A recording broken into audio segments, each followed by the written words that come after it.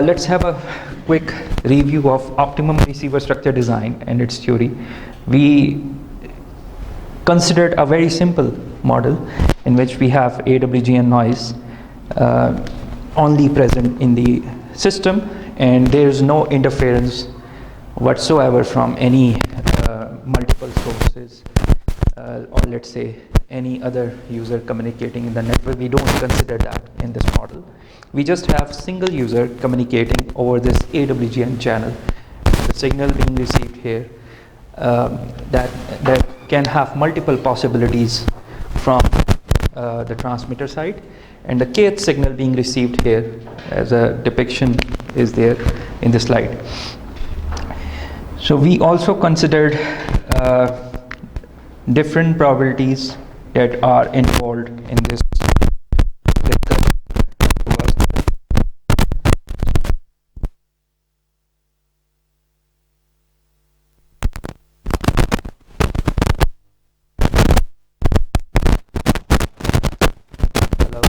Hello.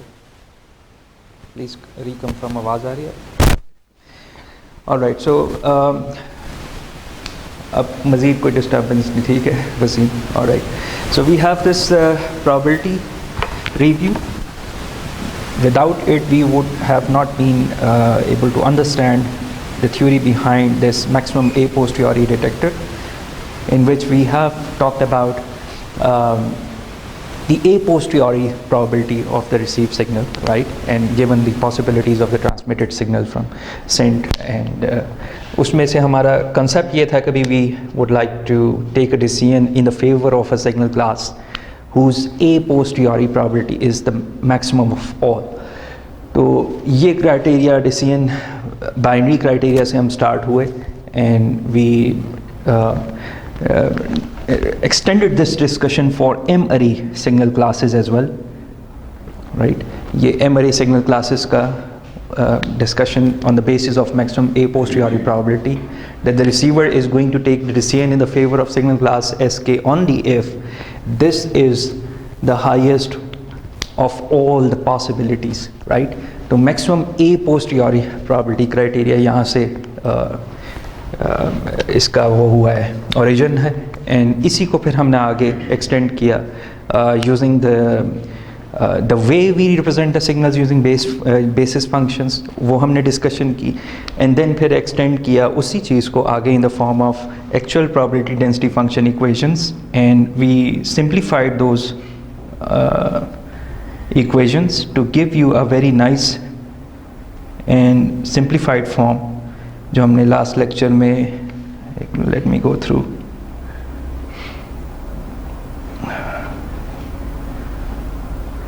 यहाँ तक देखी थी, ठीक है? तो वो पीछे जितनी भी डेरिवेशंस थी वो हमने डिटेल में लास्ट लेक्चर में हमने उसको डिस्कस किया, एंड वी कंक्लूडेड कि वो जो हमारा मैक्सिमम ए पोस्टीरियरी रूल था for M-ary signal classes वो रिड्यूस होता है यहाँ पे, यानी we have this thing as a result reduction in this MAP rule. और ये इसकी जो सिग्नल वर्जन था, signal version is basically the product of the received signal with all of the possibilities of the transmitted signal integrated over the symbol period.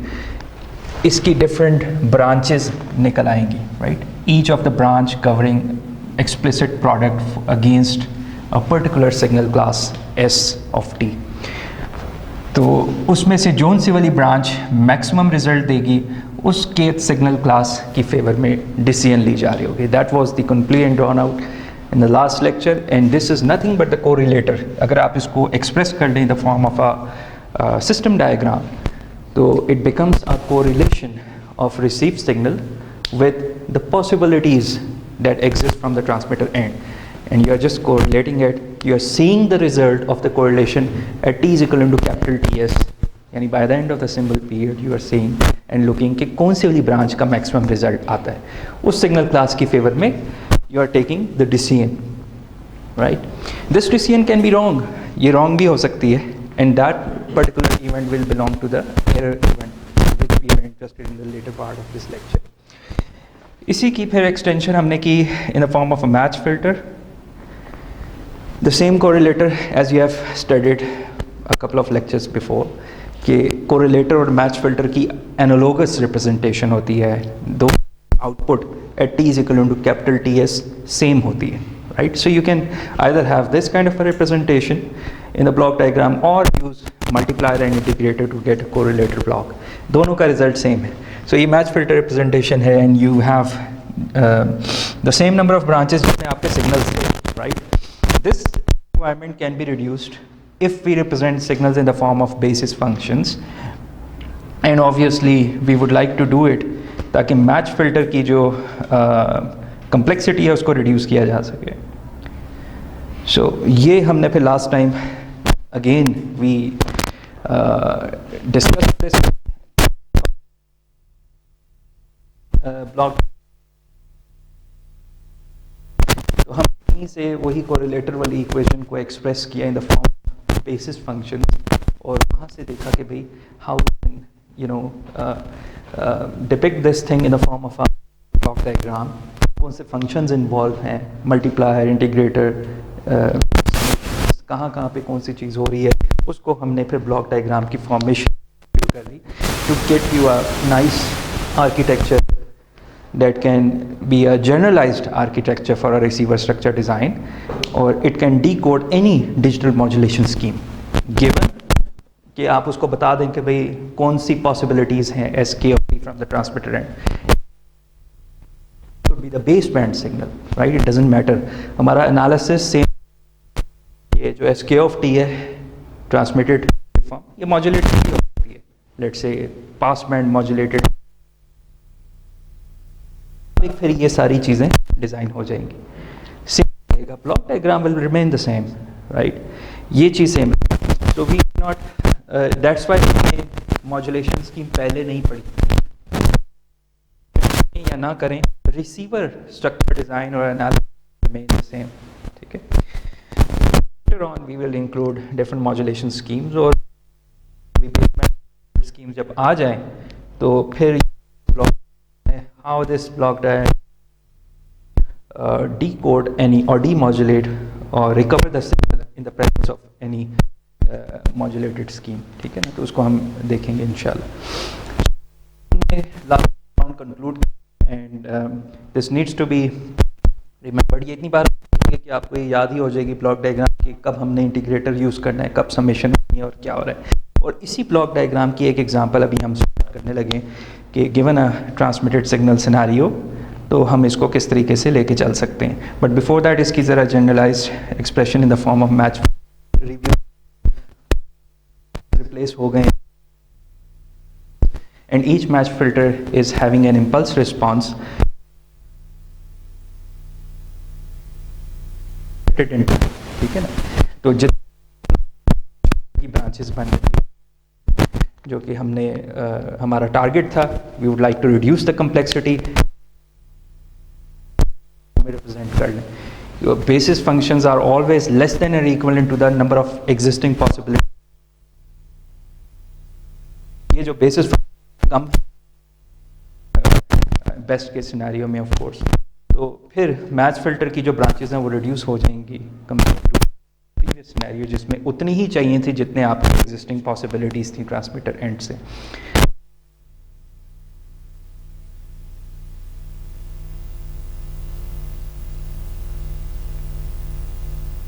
Times आपको बताया है कि भाई अगर आपका एम्पलीट्यूड मॉड्यूलेशन स्कीम है तो उसमें कैपिटल वैल्यू 1 आती है, ठीक है. सिर्फ एक ही बेसिस फंक्शन तमाम एम्पलीट्यूड शिफ्ट कीइंग सिग्नल्स को रिप्रेजेंट कर सकता है, be it any dimension of the ASK.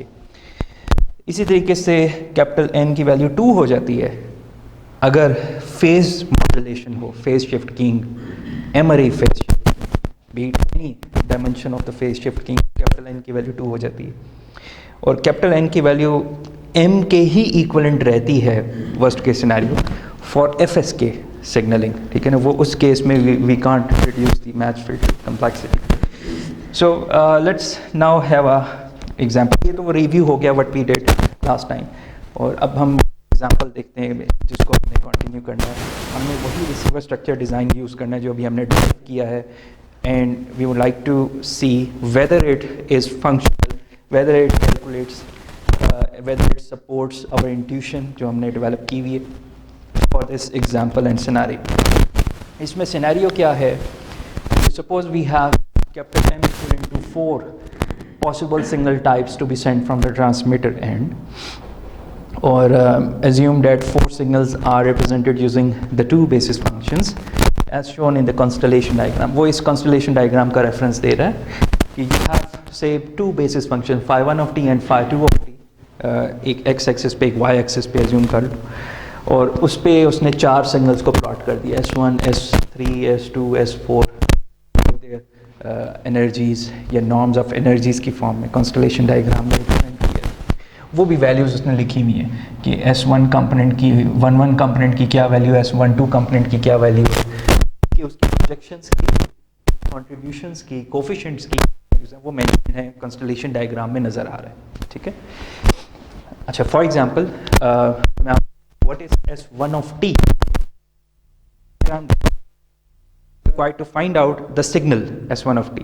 इस तरह की एक टास्क आपको मैंने आई गेस असाइनमेंट में भी दी हुई है कि the basis function using the constellation diagram. बड़ा सिंपल है, यहाँ से you all have to do कि वो कोएफिशिएंट्स क्या है, बेसिस फंक्शंस पे कोएफिशिएंट्स हुई हैं वो क्या है, वो नजर आ रही है। s1 of t क्या है, 0.707 times under root e phi1 of t plus 0.707 times under root e phi2 of t, which is the y-axis, right? आप देखते हैं प्रोडक्ट ऑफ प्लेन अगर आप वेक्टर स्पेस निकाल सकते हैं, ठीक है। अच्छा, ये चीज़ बेसिक क्या है ये आपको पता है, हाउ यू सॉल्व इट, वो इंटीग्रल आप जीएसओ प्रोसेस का अगर आप थोड़ा सा रिकॉल कर लें कि कोफिशिएंट किस तरह हम निकालते हैं, राइट, कि किसी भी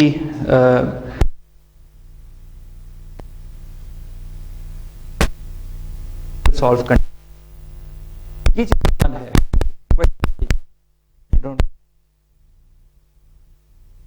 that is given.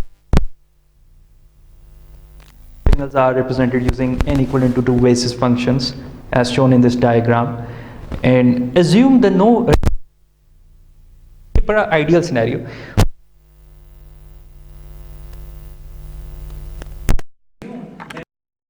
present in the scenario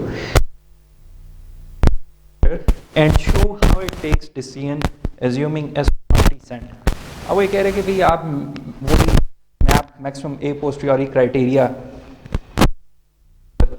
receiver structure design बनाएं और कि how it is able to take decision, वैसे in favour of s1 of t अगर s1 of t भेजा गया क्योंकि नॉइज नहीं है, you are suppose to, your receiver is suppose to decode s1 of t in the end, ठीक है।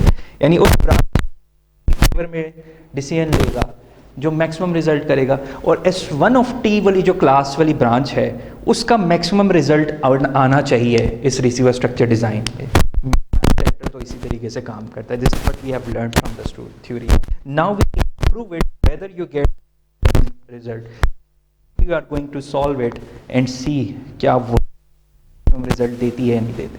इसके लिए what we have to do is first draw for the MAP receiver structure, ठीक है ना। अब हमारे केस में क्या डायग्राम यूज कर रहे हैं,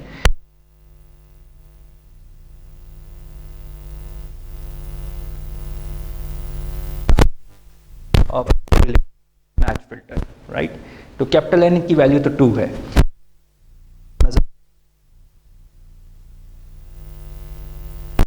जाएगा, ठीक है। Now receive signal is what? Receive signal is the same signal format.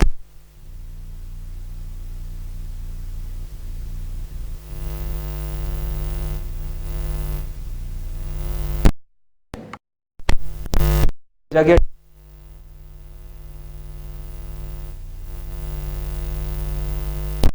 to s1 of t signal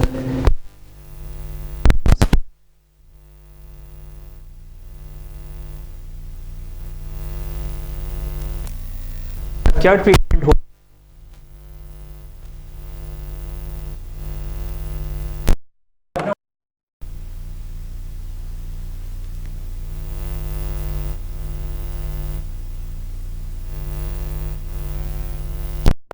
five of T के साथ इस तरह से फाइव ऑफ टी के साथ मल्टीप्लाई कर लें और फिर इंटीग्रेट कर लें।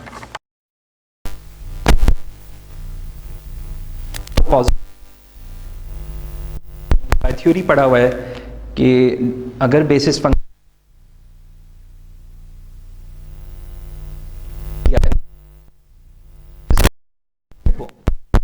मल्टीप्लाई फंक्शन डिफरेंट हो,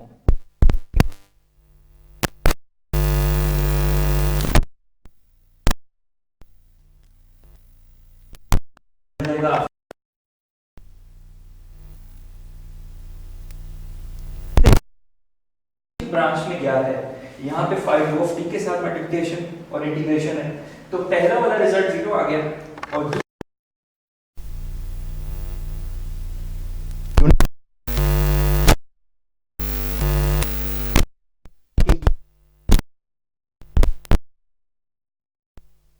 R1 एक ये है R2 की थ्योरी पढ़ी थी, वहां से हम बिफोर दिस समेशन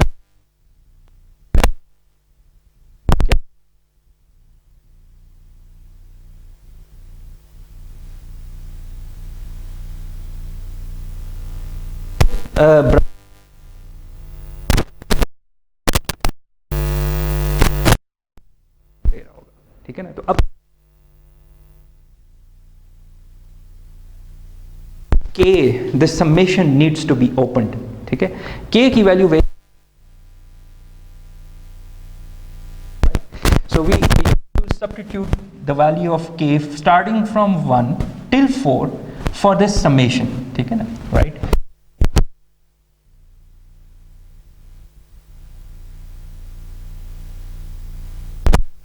सेलेक्ट कर लिया फॉर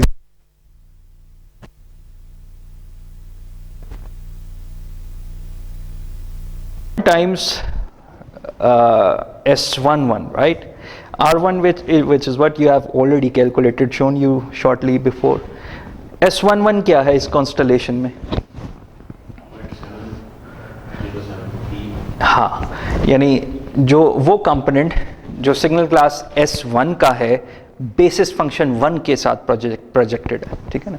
तो वो बेसिस फंक्शन 1 ये है, S1 ये था, तो इसका S11 is this component there which is 0.707 times under root ES। तो वो यहाँ पे आ गया ये S11, ठीक है। प्लस जब I की वैल्यू 2 हो जाएगी तो ये क्या बन जाएगा R2 टाइम्स S21, ठीक है ना। तो R2 इज अगेन 0.707 और सॉरी S2 नहीं S12 सॉरी, क्योंकि जो K की वैल्यू वो तो 1 है, वो तो फिक्स है यहाँ पे, इस लूप के लिए K की वैल्यू फिक्स है। तो R2 टाइम्स S12, ठीक है ना। S12 क्या है? ये वाला प्रोजेक्शन वाला कंपोनेंट, ये वाला दिस वन, ये आपका X कंपोनेंट था, मींस 511 के रिस्पेक्ट से 5:1 के रिस्पेक्ट से, और ये 5:2 के रिस्पेक्ट से जो प्रोजेक्शन थी वो ये, विच इज S12, ठीक है। सो S11 और ये S12, ठीक है। S12 आपने यहाँ से पिक किया, यहाँ पे सब्स्टिट्यूट, इन दोनों को सॉल्व किया तो you end up getting this under root E, ठीक हो गया। अच्छा, इसी तरीके से आपने K इक्वल टू 2 के लिए करना है, K इक्वल टू 3 के लिए करना है, K इक्वल टू 4 के लिए आपने यही समेशन एक्सपैंड करनी है। इसमें S2 आ जाएगा, फिर S3 आ जाएगा, फिर S4 आ जाएगा रिस्पेक्टिवली। आपने ये समेशंस को एक्सपैंड करना है। तो आपके पास 4 ब्रांचेस आ जाएंगी। सेकंड ब्रांच के लिए जब सॉल्व किया तो आंसर 0 आ रहा था, थर्ड ब्रांच के लिए जब सॉल्व किया आंसर अगेन 0 आ रहा है, फोर्थ ब्रांच के लिए सॉल्व किया तो answer minus under root ES आ रहा है, ठीक है ना। This is already solve for you, you need to trust me कि ये अब सही सॉल्व हुई हुई है। और हमारे पास 4 ब्रांचेस के रिजल्ट्स आ गए हैं। पहली ब्रांच का रिजल्ट अंडर रूट ES आया है, दूसरी का 0, तीसरी का 0 और चौथी का माइनस अंडर रूट ES आया है, ठीक है। तो इन चारों में से वो वाली सिग्नल क्लास वाली ब्रांच, वो वाली इंडेक्स जिस पे मैक्सिमम रिजल्ट आया है, उस सिग्नल क्लास की फेवर में डिसीजन ली जाएगी मैप डिटेक्टर की तरफ से। वो कौन सी वाली ब्रांच थी? पहली ब्रांच थी, जब सिग्नल क्लास में जो इंडेक्स थी k की वैल्यू वो 1 थी, ठीक है। सो मीन्स के रिसीवर ने डिसीजन ले ली S1 ऑफ t की फेवर में, S1 of t was sent, receiver ने डिसीजन ले ली, ठीक है। This is exactly what was sent from the transmitter and, यानी रिसीवर को अगर ना बताया जाता, ठीक है, और रिसीवर ने फेवर ले ली थी S1 ऑफ t की, अब हम उसे बता रहे हैं कि यार हमने भेजा भी S1 ऑफ t ही था, तो receiver made a correct decision out of this block diagram map detector की तरफ से। अब इमेजिन करें कि अगर बीच में नॉइज भी आती, ठीक है, assume there was some noise present in the system, तो ज़्यादा से ज़्यादा क्या हो जाता कि जो रिसीव सिग्नल था वो एग्जैक्टली S1 के अबाउट ना होता, वो कहीं इधर पीछे आगे पीछे हो जाता।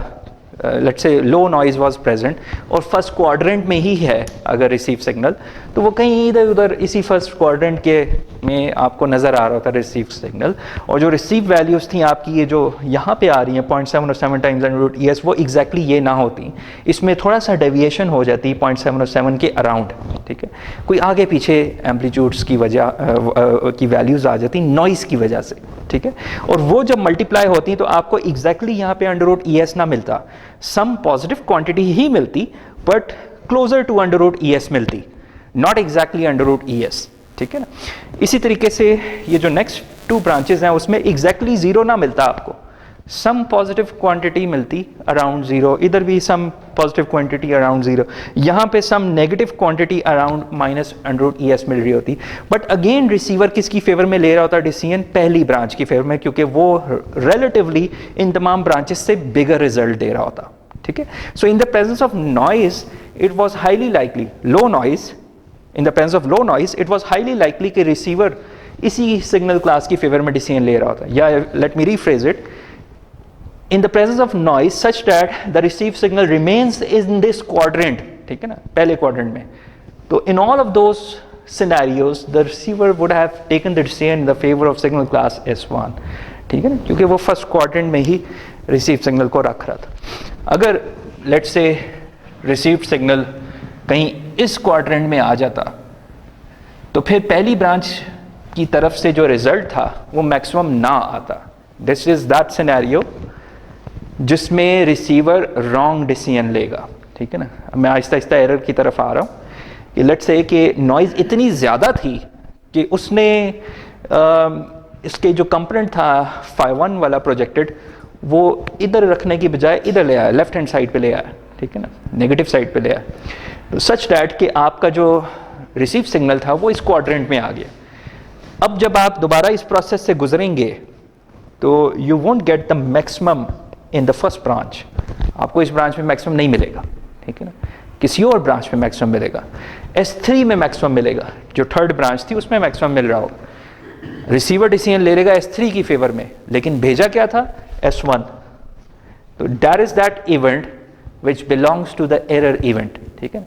How often we are going to make this error, उसको हम कहते हैं प्रोबेबिलिटी ऑफ एरर, ठीक है ना, जो आगे अब हम पढ़ने जा रहे हैं। So I hope this example is clear that we can design a receiver structure for any memory modulation scheme। आप नोट करें कि ये जो constellation diagram है, अब इसमें मैंने आपको बताया नहीं कि ये कौन सी modulation scheme का है।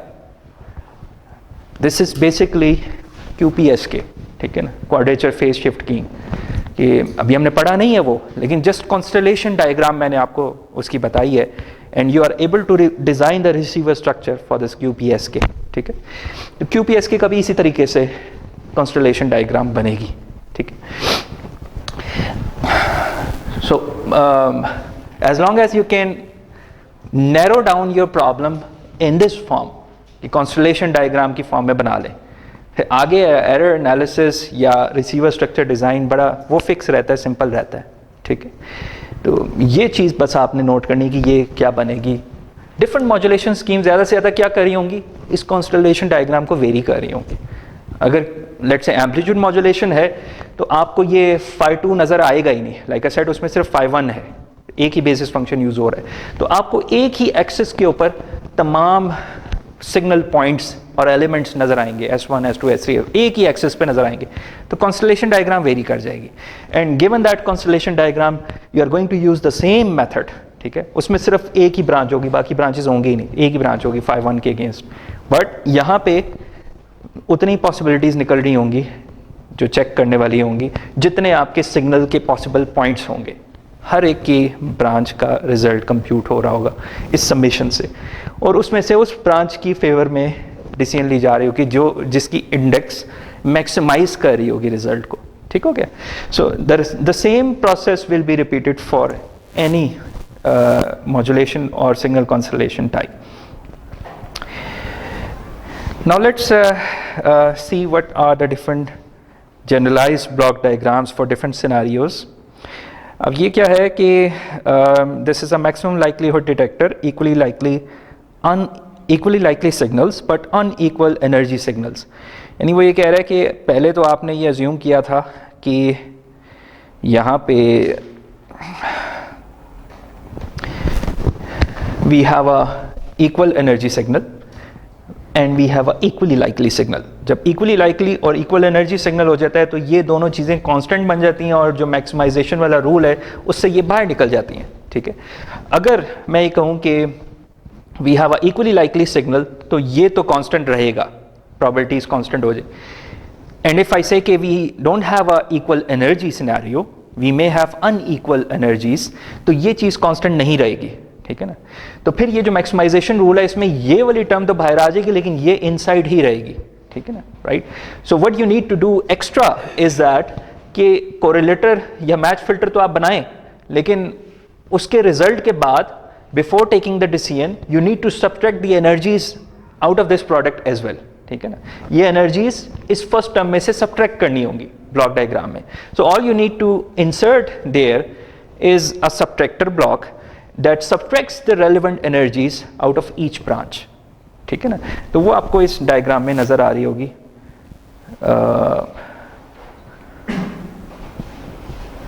देयर ये देखें, before taking the decision we need to subtract energies out of the each जो branch that we have computed. ठीक है ना, तो ये सिग्नल्स की फॉर्म में रिप्रेजेंटेड है, आगे बेसिस फंक्शन की फॉर्म में होगा तो वो भी किया जा सकता है। Next match filter representation of the same and then basis function representation of the same correlator diagram. लेकिन एनर्जीज आप देखें सब्ट्रैक्ट हो रही हैं ईच ब्रांच से before you take the decision, और ये match filter representation of the same energies are being subtracted before you take the decision. ठीक है, so this is a scenario for equally likely signals but having unequal energies, तो तब energies need to be incorporated in the decision block, right? उसको हम ignore नहीं कर सकते, energies को subtract करना पड़ेगा।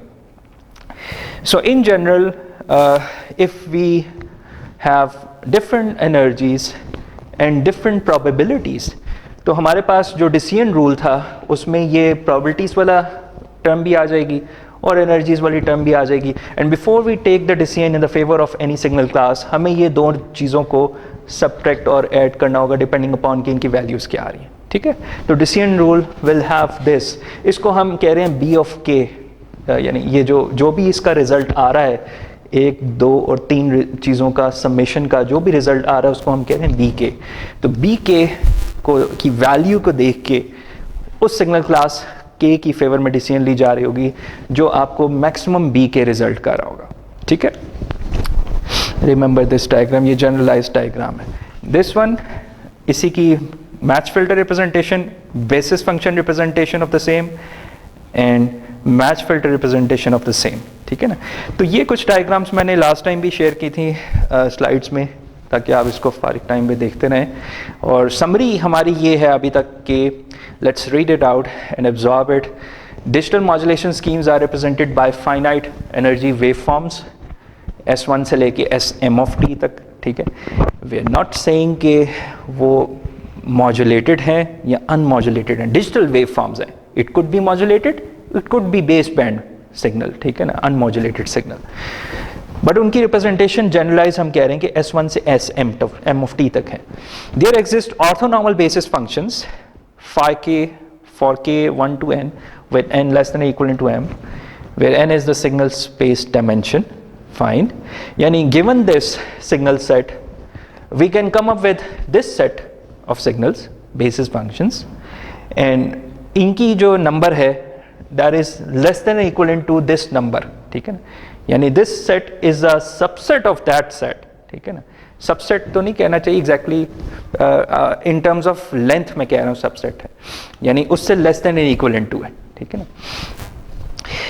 The optimum receiver involves deciding in the favor of the message signal k if bk is the largest among all the possible bi's. ये वही bk है जो मैंने अभी आपको नोट करवाया था, which is the summation of the three terms, एक correlator, फिर energy और फिर probabilities, ठीक है ना, इन तीनों का summation करके bk निकल रहा था। तो kth सिग्नल की फेवर में उस वक्त डिसीजन ली जाएगी if and only if the bkth branch is greater than all the possible branches bi's, ठीक है ना, i को सब्स्टिट्यूट करें 1 से लेके m तक, उसमें से kth की फेवर में उस वक्त डिसीजन ली जाएगी जब kth वाली ब्रांच किसी बाकी तमाम ब्रांचेस से मैक्सिमम होगी, ठीक है ना। So that's our conclusion. A parallel bank of match filters or correlator receivers that are matched to sk of t are required, and or a parallel bank of match filters correlators that are matched to phi k of t's are required.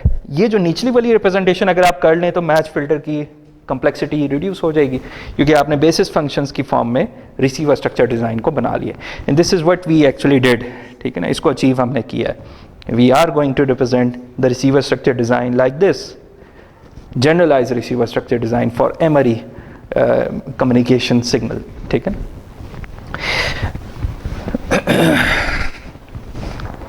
So far we have talked about optimum receiver structure design, and now we want to move on to this one, probability of error computation and analysis. And again our pace will be a little slow in the beginning, then we would be covering different topics with good pace once the base has been established. तो हम आज के lecture में उसकी base पहले establish कर लें probability of error analysis की। बिफोर दिस टॉपिक एक छोटा सा असाइड डिस्कशन भी आप देख लें, वो ये है कि एक और तरीके से आप ऑप्टिमम रिसीवर ऑप्टिमम रिसेप्शन या ऑप्टिमम डिसीजंस ले सकते हैं। क्या वो ये है कि सपोज हम कॉन्स्टलेशन डायग्राम को देख के आइडेंटिफाई कर लें decision regions, the optimum decision regions, कि अभी जिस तरह मैं बात नहीं कर रहा था कि वर्ड यूज़ कर रहा था क्वाड्रेंट, कि इस क्वाड्रेंट के अंदर रिसीवर सिग्नल आ गया तो उस सिग्नल क्लास की फेवर में डिसीजन हो जाएगी जो उस क्वाड्रेंट को बिलोंग करता है, ठीक है। तो वो कॉन्स्टलेशन डायग्राम को देख के क्वाड्रेंट आइडेंटिफाई या रीजन आइडेंटिफाई किया जा रहा था और वहाँ से डिसीजन ली जा रही थी, ठीक है। या let's say for example for the sake of simplicity binary antipodal scenario के एक S1 ऑफ टी एक minus S1 of T signal भेजा जा रहा है, तो in that case you would have two regions, उन दो रीजन्स को कोई एक चीज़ स्प्लिट कर रही है जिसको हम कहते हैं थ्रेशोल्ड, ठीक है। What is that optimum threshold that decides कि किस सिग्नल क्लास का क्या रीजन है in the best possible manner. Optimum manner में वो डिसीजन रीजन डिसाइड कर रहा है, डिसाइड करके बता रहा है कि ये रीजन बिलोंग करता है सिग्नल क्लास S1 को और ये रीजन बिलोंग करता है सिग्नल क्लास माइनस S1 को, ठीक है ना, एज एग्जाम्पल। तो the objective then is to design a signal space into m overlapping decision regions R1 से लेके Rm तक corresponding to message signals S1 से लेके Sm तक, जिसको हम हाइपोथेसिस कह रहे हैं कि भाई किस सिग्नल क्लास की फेवर में डिसीजन ली जा रही। अगर रिसीव सिग्नल R किसी रीजन में बिलोंग करता है, लेट्स से RK रीजन में, तो किस सिग्नल क्लास की फेवर में डिसीजन ली जा रही होगी, SK, हाइपोथेसिस SK, ठीक है ना। सो रीजन्स को देख के कॉन्स्टलेशन डायग्राम पे और फिर देखा जा रहा है रिसीव सिग्नल किस रीजन में लाई करता है या प्लॉट हो रहा है, उस सिग्नल क्लास की फेवर में डिसीजन ले ली जाए। तो फिर भी एक this is one way of decoding the signal, but then you need to find out कि वो थ्रेशोल्ड क्या है, the best optimum threshold that divides the regions. दो रीजन्स को आपस में डिवाइड किस तरह करते हैं, ठीक है। ऑप्टिमम डिसीजन लेने के लिए द बेस्ट थ्रेशोल्ड क्या होगा, उसके लिए अगेन हम वही मैप डिटेक्शन रूल जो है इसी को ट्वीक करके ये चीज़ निकाल सकते हैं, उसी को ट्वीक करके हम ऑप्टिमम थ्रेशोल्ड भी निकाल सकते हैं। उसके लिए थोड़ी सी डेरिवेशन मैंने यहाँ पे पुट अप की हुई है फॉर यू, कि मैप थ्योरी क्या थी हमारी, वो यही थी कि अगर दो सिग्नल क्लासेस हों, आप उनको अगर आपस में कंपेयर कर रहे हैं तो दो की प्रोबेबिलिटीज़ जो थी, कंडीशनल प्रोबेबिलिटीज़, पोस्टियोरी प्रोबेबिलिटीज़, उसको हम इस तरीके से लिख सकते हैं कि प्रोबेबिलिटी ऑफ एस जे यानी जेथ सिग्नल क्लास को केथ सिग्नल क्लास से कंपेयर करें, ठीक है। So probability that you have received something R, ठीक है, या probability that S J was sent given you received something R, if it is greater than probability sk was sent given received signal r, तो आप jth signal class की favour में decision ले लें, otherwise आप kth सिग्नल क्लास की favour में decision ले लें। यानी ये चीज़ अगर लेफ्ट राइट हैंड साइड से कम हो जाए तो kth सिग्नल क्लास की फेवर में डिसीजन, ये चीज़ अगर राइट हैंड साइड से ग्रेटर हो जाए तो jth सिग्नल क्लास की फेवर में डिसीजन। यही हमारा मैप क्राइटेरिया भी था, ठीक है। वहीं से हम स्टार्ट हुए, बेयर्स थ्योरम अप्लाई किया और लाइक्लीहुड प्रोबेबिलिटीज़ की फॉर्म में लिख लिया, जो कि नोन है, ये भी नोन है, ये भी नोन है, ये तो of course probability of R1 है। सिमिलरली ये भी नोन है, ये भी नोन है, और ये नोन किस तरीके से, ये गॉसियन डिस्ट्रीब्यूशन है। ये रिमेंबर जो हमने कहा था कि भाई this is a Gaussian distribution shifted about SJ, this is a Gaussian distribution shifted about the mean SK, ठीक है ना। वो गॉसियन शिफ्टेड PDFs हैं, लाइक्लीहुड प्रोबेबिलिटीज़, उसमें से जिसकी जोन सी वाली बड़ी वैल्यू होगी उस सिग्नल क्लास की फेवर में डिसीजन जा रही होगी। ये वही रूल इसी तरह चल रहा है। Then we substituted the values of that Gaussian distribution, right, and probability of R in this above equation, and we end up getting this nice equation, ये जो यहाँ से यहाँ तक आपको नजर आ रही है, ठीक है। नेचुरल लॉग अप्लाई किया and substituting sigma not square equal to n not by 2, तो we end up reducing the equation above equation this form, ठीक है। इसमें से हमने फिर इस स्क्वायर को ओपन किया, नेचुरल लॉग को उधर ले गए, इस स्क्वायर को भी हम लेफ्ट हैंड साइड पे ले आए और नेचुरल लॉग को हम राइट हैंड साइड पे ले गए। तो नेक्स्ट स्टेप हमारा रिड्यूस फॉर्म ये बन जाएगी, स्क्वायर्स को इधर ले आए, नेचुरल लॉग्स को इकट्ठा करके उधर ले गए, स्क्वायर्स को ओपन किया नेचुरल लॉग में, स्क्वायर्स को ओपन करने के बाद हमने R को इधर ही रखना है और बाकी रिमेनिंग चीज़ों को उधर ले जाना है, ठीक है। तो we end up getting this equation, ठीक है।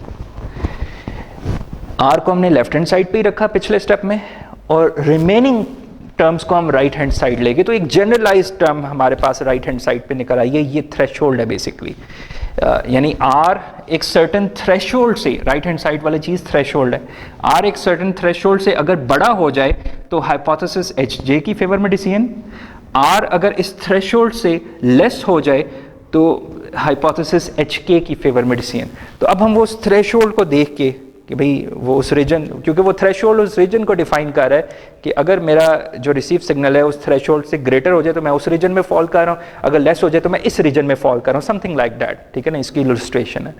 So this threshold could be well understood for let's say binary scenario, ठीक है ना। दो सिग्नल्स हैं तो हम लेट्स से कि भाई उस केस में क्या निकलता है। For example, for two equally likely signals but having unequal energies, ठीक है। इक्वली लाइकली तो है, अनइक्वल एनर्जीज उनकी एटलीस्ट हैं। तो इक्वली लाइकली सिग्नल मींस कि जब आपने प्रोबेबिलिटी ऑफ SK किया और प्रोबेबिलिटी ऑफ SJ किया, ये दोनों सेम है, equally likely, let's say 0.5 each for binary signals. तो नेचुरल लॉग ऑफ 1 इज क्या होगा, 0, ठीक है। तो ये वाली टर्म आपकी खत्म हो गई, ठीक है। All you would be left with is this term and this denominator part, तो वो यहाँ पे आ गया, राइट। और यही चीज़ आपका थ्रेशोल्ड बन जाएगी फॉर इक्वली लाइकली सिग्नल्स।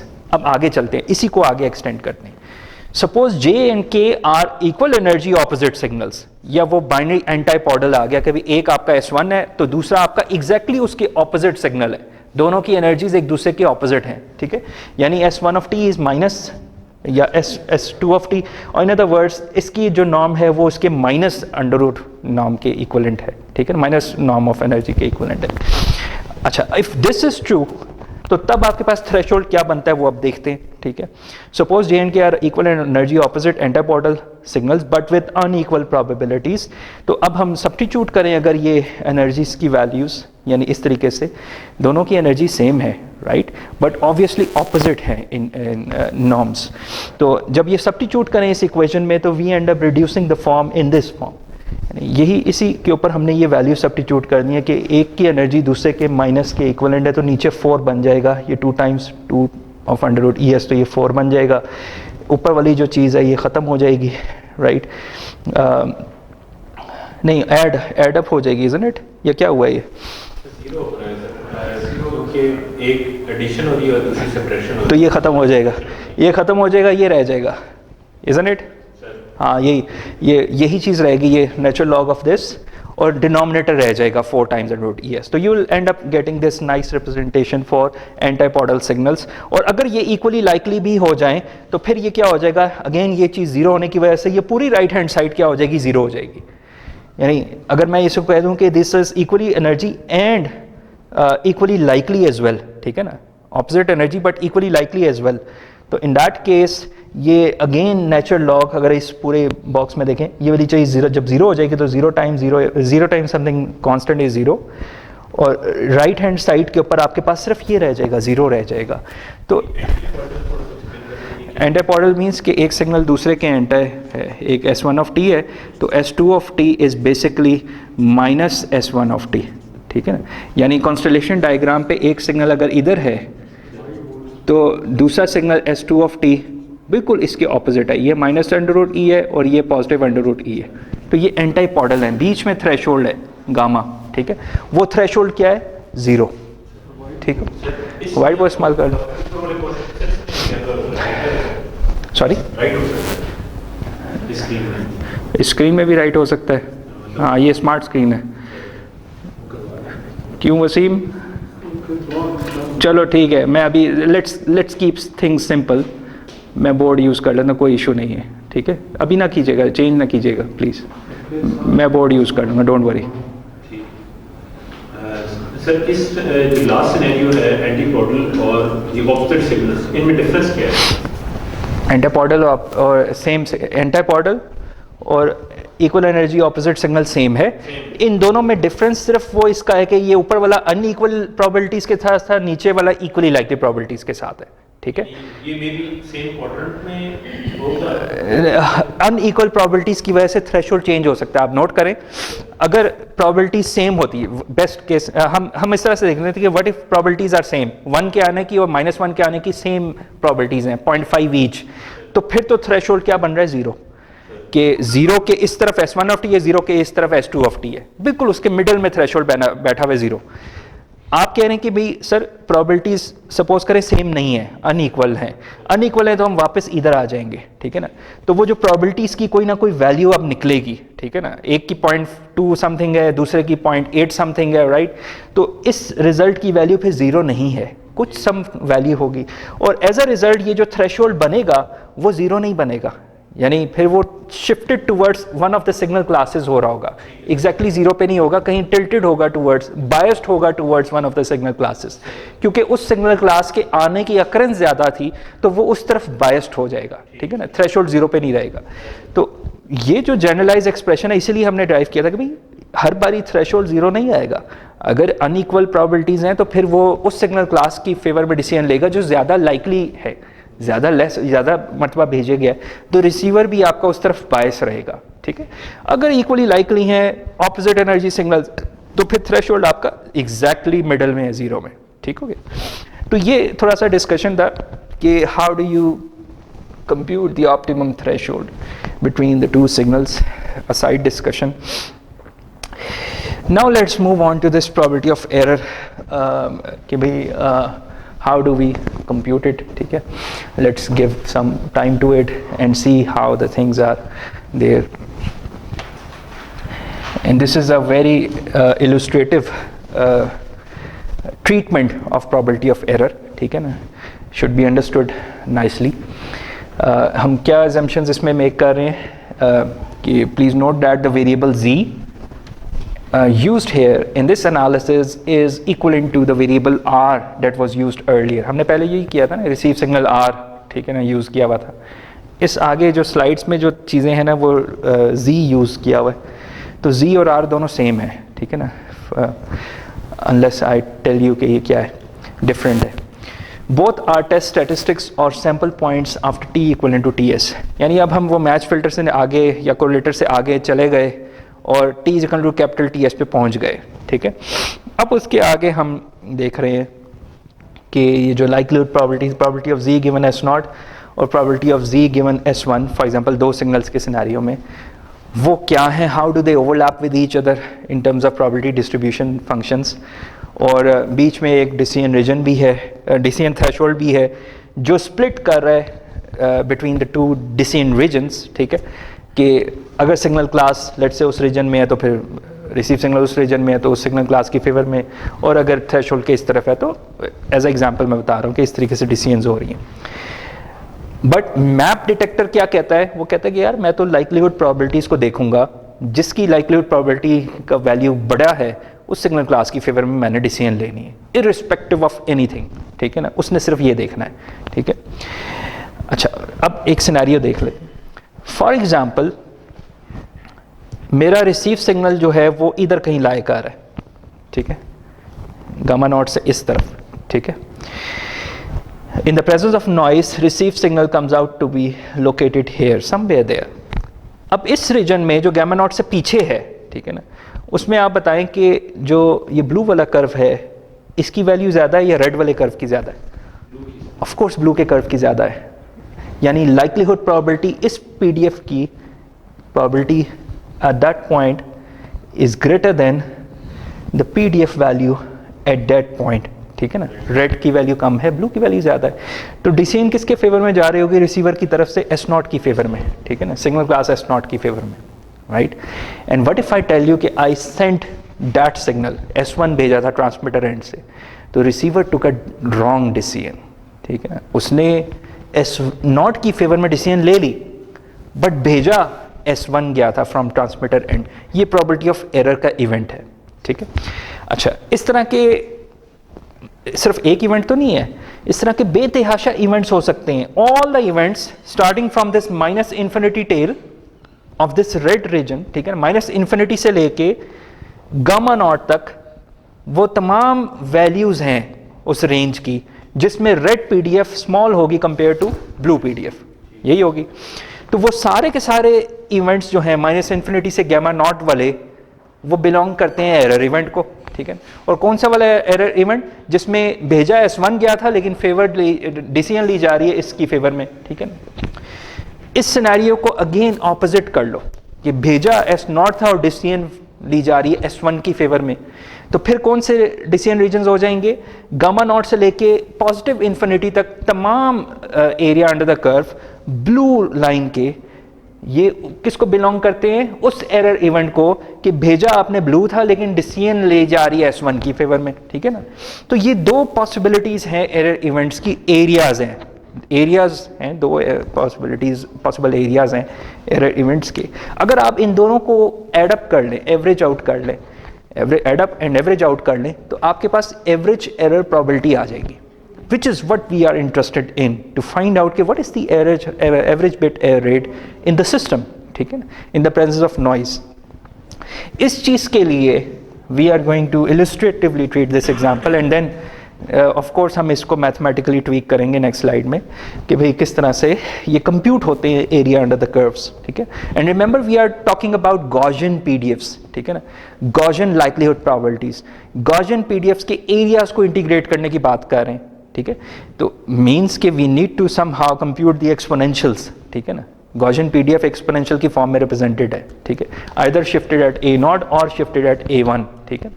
तो उसको इंटीग्रेट करने के लिए we need to have some tool, ठीक है।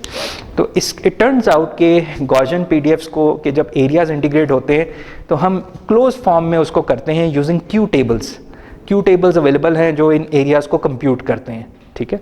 तो again we are going to represent our problem in terms of Q tables in the end, towards the end हम इसी तरीके से कर रहे होंगे कि वो क्यू टेबल की फॉर्म में रिप्रेजेंट हो जाएं और प्रोबेबिलिटीज़ के एरियाज अंडर द कर्व्स हम निकाल सके।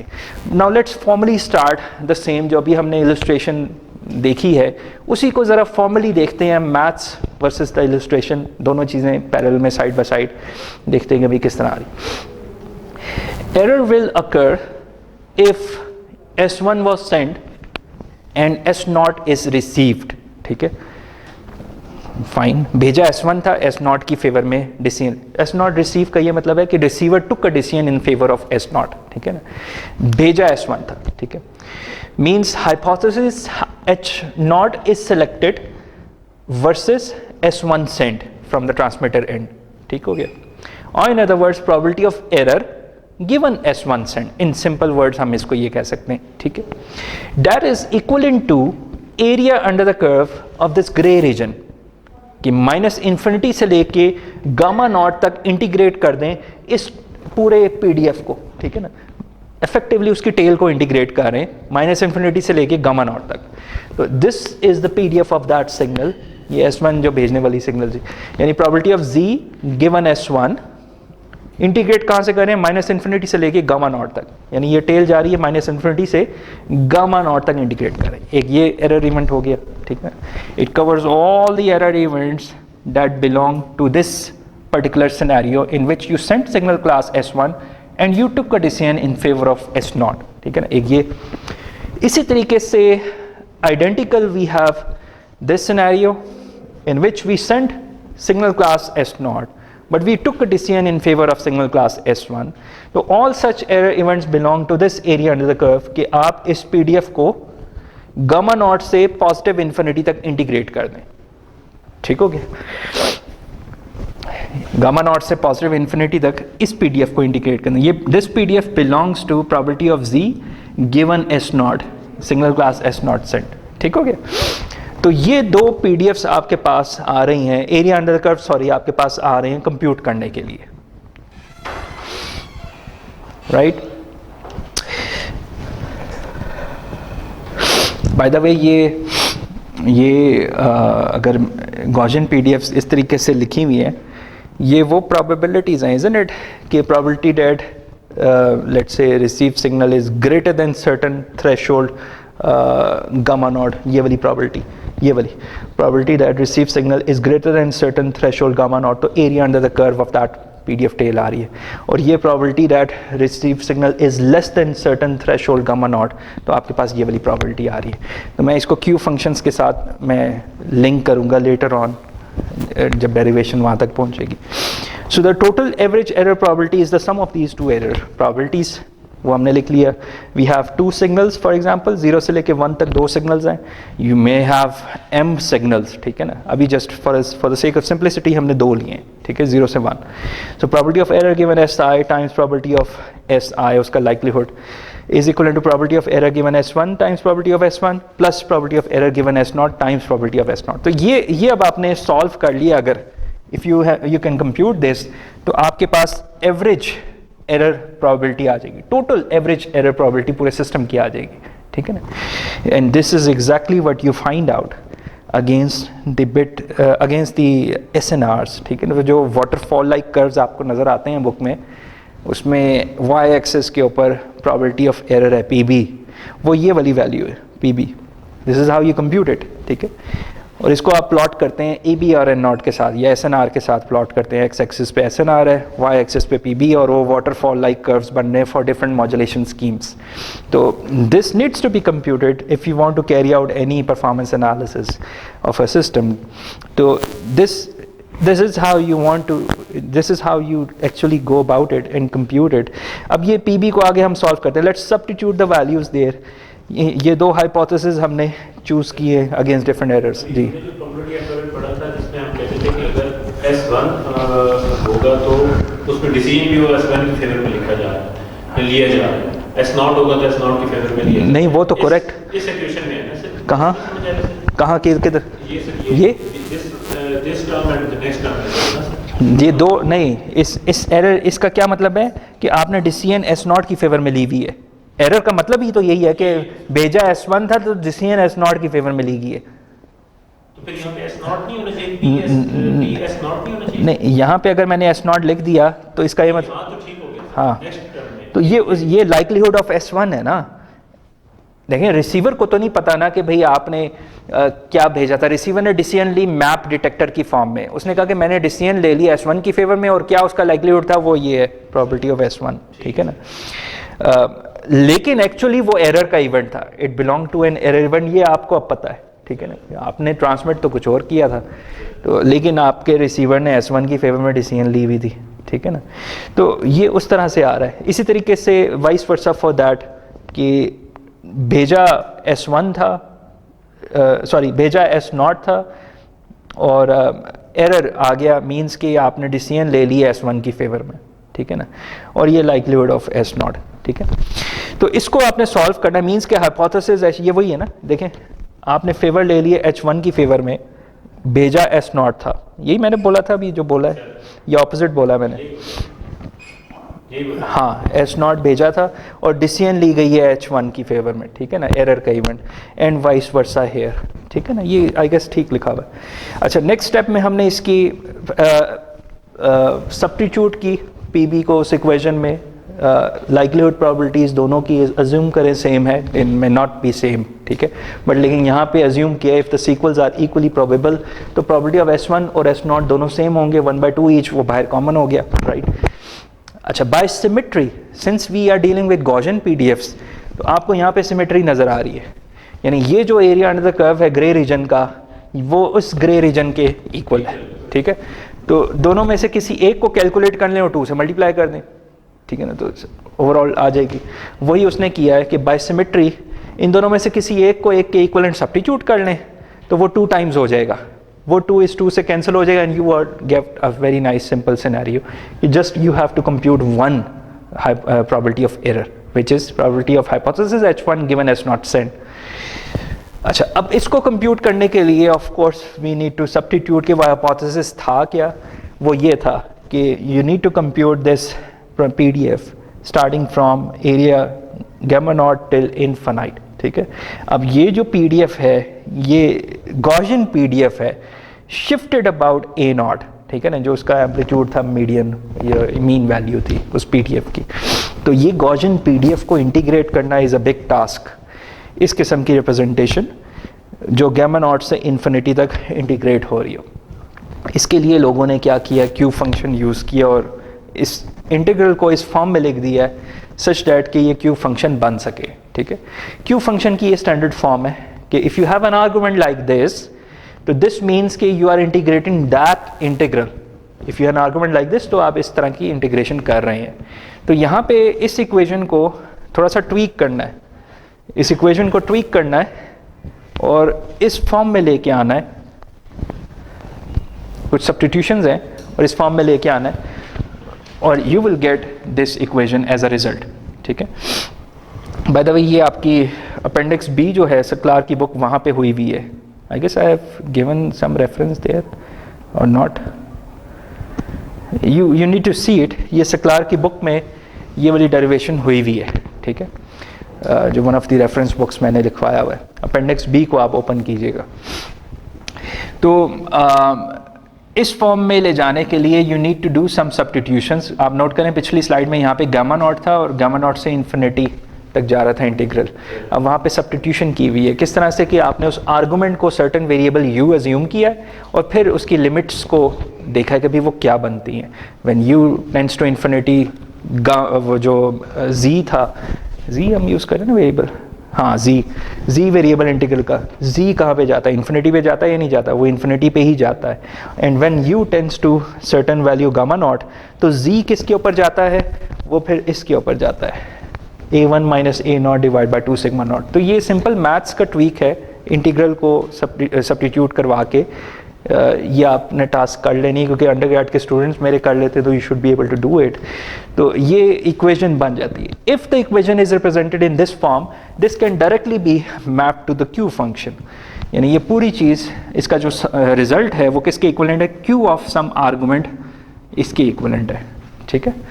And this argument requires 3 things for you, कि वो a1 क्या है, mean value of signal class S1, a0 क्या है, और सिग्मा नॉट जो आपका स्टैंडर्ड डेविएशन है वो क्या है नॉइस की, ठीक है।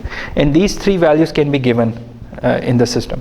इसी की एक अप्रॉक्सीमेटेड रिप्रेजेंटेशन है इस Q फंक्शन की इस फॉर्म में, ठीक है, which is 1/x times 2 pi e raised to power minus x square divided by 2, ये Q of x के इक्वलेंट है। This is another approximated form. अगर Q फंक्शन गिवन ना हो तो you can use this form, ठीक है. But you will always find a Q function. ये standard Q function tables given है for all the different various range of this algorithm, this arguments. ये Q function की values given होती है. ठीक है. दोनों डायग्राम्स देखी उसमें ये ए नॉट और ये 1 2 था सर जी. सिग्मा नॉट है वो हम उस इक्वेशन लास्ट इक्वेशन फाइनलाइज होती है उसमें ये सिग्मा नॉट ये गामा नॉट से प्राप्त है. सिग्मा नहीं, sigma is standard aviation. Standard deviation of the noise. ये this sigma naught has nothing to do with that threshold gamma. ये sigma naught standard deviation है noise की. Zero mean Gaussian noise है ना आपकी. Of course ये n naughts आपको आप इसको हम जब नीचे sigma naught square is equivalent to n naught by 2. हम यही substitution करते रहे हैं ना पीछे, right? तो sigma naught क्या हो जाएगा? under root of that n naught by 2, isn't it? तो वो n naught जो है spectral density जो है वो गिवन होती है नॉइज की कि क्या है spectral density. You can compute that sigma naught from there. ठीक है, राइट जी. अब आप सवाल कंटिन्यू करते हैं. फॉर एग्जांपल हम ये क्यू फंक्शन में लिखते हैं और इसको हम सिंपलीफाई करते हैं. What would be the variable x in this case? x तो ये आर्गुमेंट है, ये पूरा आर्गुमेंट है. x is the whole argument. a1 minus a naught divided by 2 sigma naught is x is equal to x. ये देखिए ना, ये q of x is this thing. ठीक है ना, राइट. तो x ये पूरा आर्गुमेंट है. If you want to find out x जी, pb is equal to qx. यही तो ब्यूटी है कि ये भी pb है ना, लेफ्ट हैंड साइड पे pb है, which requires you to solve this integral. You don't need to solve the integral now. The integral could be solved using q table. All you need to find out is this argument. ठीक है, और q function की value आ जाएगी. For example ये table है, ठीक है, ये q फंक्शन के आर्गुमेंट के अगेंस्ट q की वैल्यू है. फॉर एग्जाम्पल उसका हाँ ये q टेबल्स कंप्यूटेड है. फॉर एग्जाम्पल आर्गुमेंट की वैल्यू है 0.0, तो q function of that argument is 0.5, यानी probability of error will be 0.5 अगर ये पूरा का पूरा आर्गुमेंट 0 हो जाए. ठीक है ना, यानी a1 minus a not divide by 2 sigma not, अगर ये 0 हो जाए तो ये क्या बन जाएगा? q of 0. ठीक है ना, q of 0 equal to 0.5 from the table तो यही नजर आ रहा है. ठीक है, so pb would be equal to 0.5 अगर आर्गुमेंट 0 हो जाए. ठीक है, इसी तरीके से आर्गुमेंट अगर बहुत बड़ा हो जाए, आर्गुमेंट 2.9 फॉर एग्जांपल, ठीक है, तो आप नोट करें q ऑफ z जो है वो बहुत स्मॉल आ रही है. ठीक है ना, 1 मिली तक चला गया, right. Means probability of error बहुत स्मॉल आ गई है, इजंट इट? इंट्यूशन तो ये मींस के आर्गुमेंट की वैल्यू समहाउ इंक्रीज होती जाए तो प्रोबेबिलिटी ऑफ एरर रिड्यूस होती जा रही है. ठीक है ना. Now analyse the argument. उसका आर्गुमेंट है क्या? This is something where the analysis comes. ये दोनों के नॉर्म्स का डिफरेंस है, यानी a1 माइनस a नॉट, ये वो दो सिग्नल्स के जो अंडर रूट ऑफ एनर्जीज थे ना, अंडर रूट ऑफ, हाँ ये वो हैं a1 और a नॉट के. जितना बड़ा डिफरेंस हो जाएगा उतना बड़ा आर्गुमेंट की वैल्यू आएगी ना. न्यूमरेटर को बड़ा हम करना चाह रहे हैं, right, in the presence of Gaussian noise. वो उसी सूरत में बड़ा होगा जब दो सिग्नल्स के दरमियान डिफरेंस बड़ा हो जाएगा सिग्नल स्पेस के अंदर. ठीक है ना, एक दूसरे से फार अपार्ट हो जाएंगे, फॉर एग्जांपल कॉन्स्टलेशन डायग्राम में. ठीक है, तो अब if this argument is increased तो ओवरऑल आपकी प्रोबेबिलिटी ऑफ एरर भी रिड्यूस हो जाएगी. एंड इट मेक सेंस कि एक सिग्नल इतना दूर है और दूसरा सिग्नल बिल्कुल उसके ऑपोजिट पड़ा हुआ है, बहुत दूर. So it is less likely कि नॉइस की वजह से रिसीव सिग्नल एक क्वाड्रेंट से उठ के दूसरे क्वाड्रेंट में चला जाएगा. तो एक दूसरे से इतना वो फार अपार्ट है, मीन्स के आर्गुमेंट का न्यूमरेटर बड़ा अगर हो गया तो प्रोबेबिलिटी ऑफ एरर बहुत कम हो जाएगी. यानी और आपका क्यू फंक्शन टेबल भी इस बात को सपोर्ट कर रहा है कि if the argument is very high means the signals are far apart from each other, तो probability of error has to be reduced. ठीक है ना, राइट. वर्स्ट केस सिनेरियो क्या है? जिसमें आर्गुमेंट बहुत कम हो जाए. क्या हो जाए? फॉर एग्जांपल 0 हो जाए.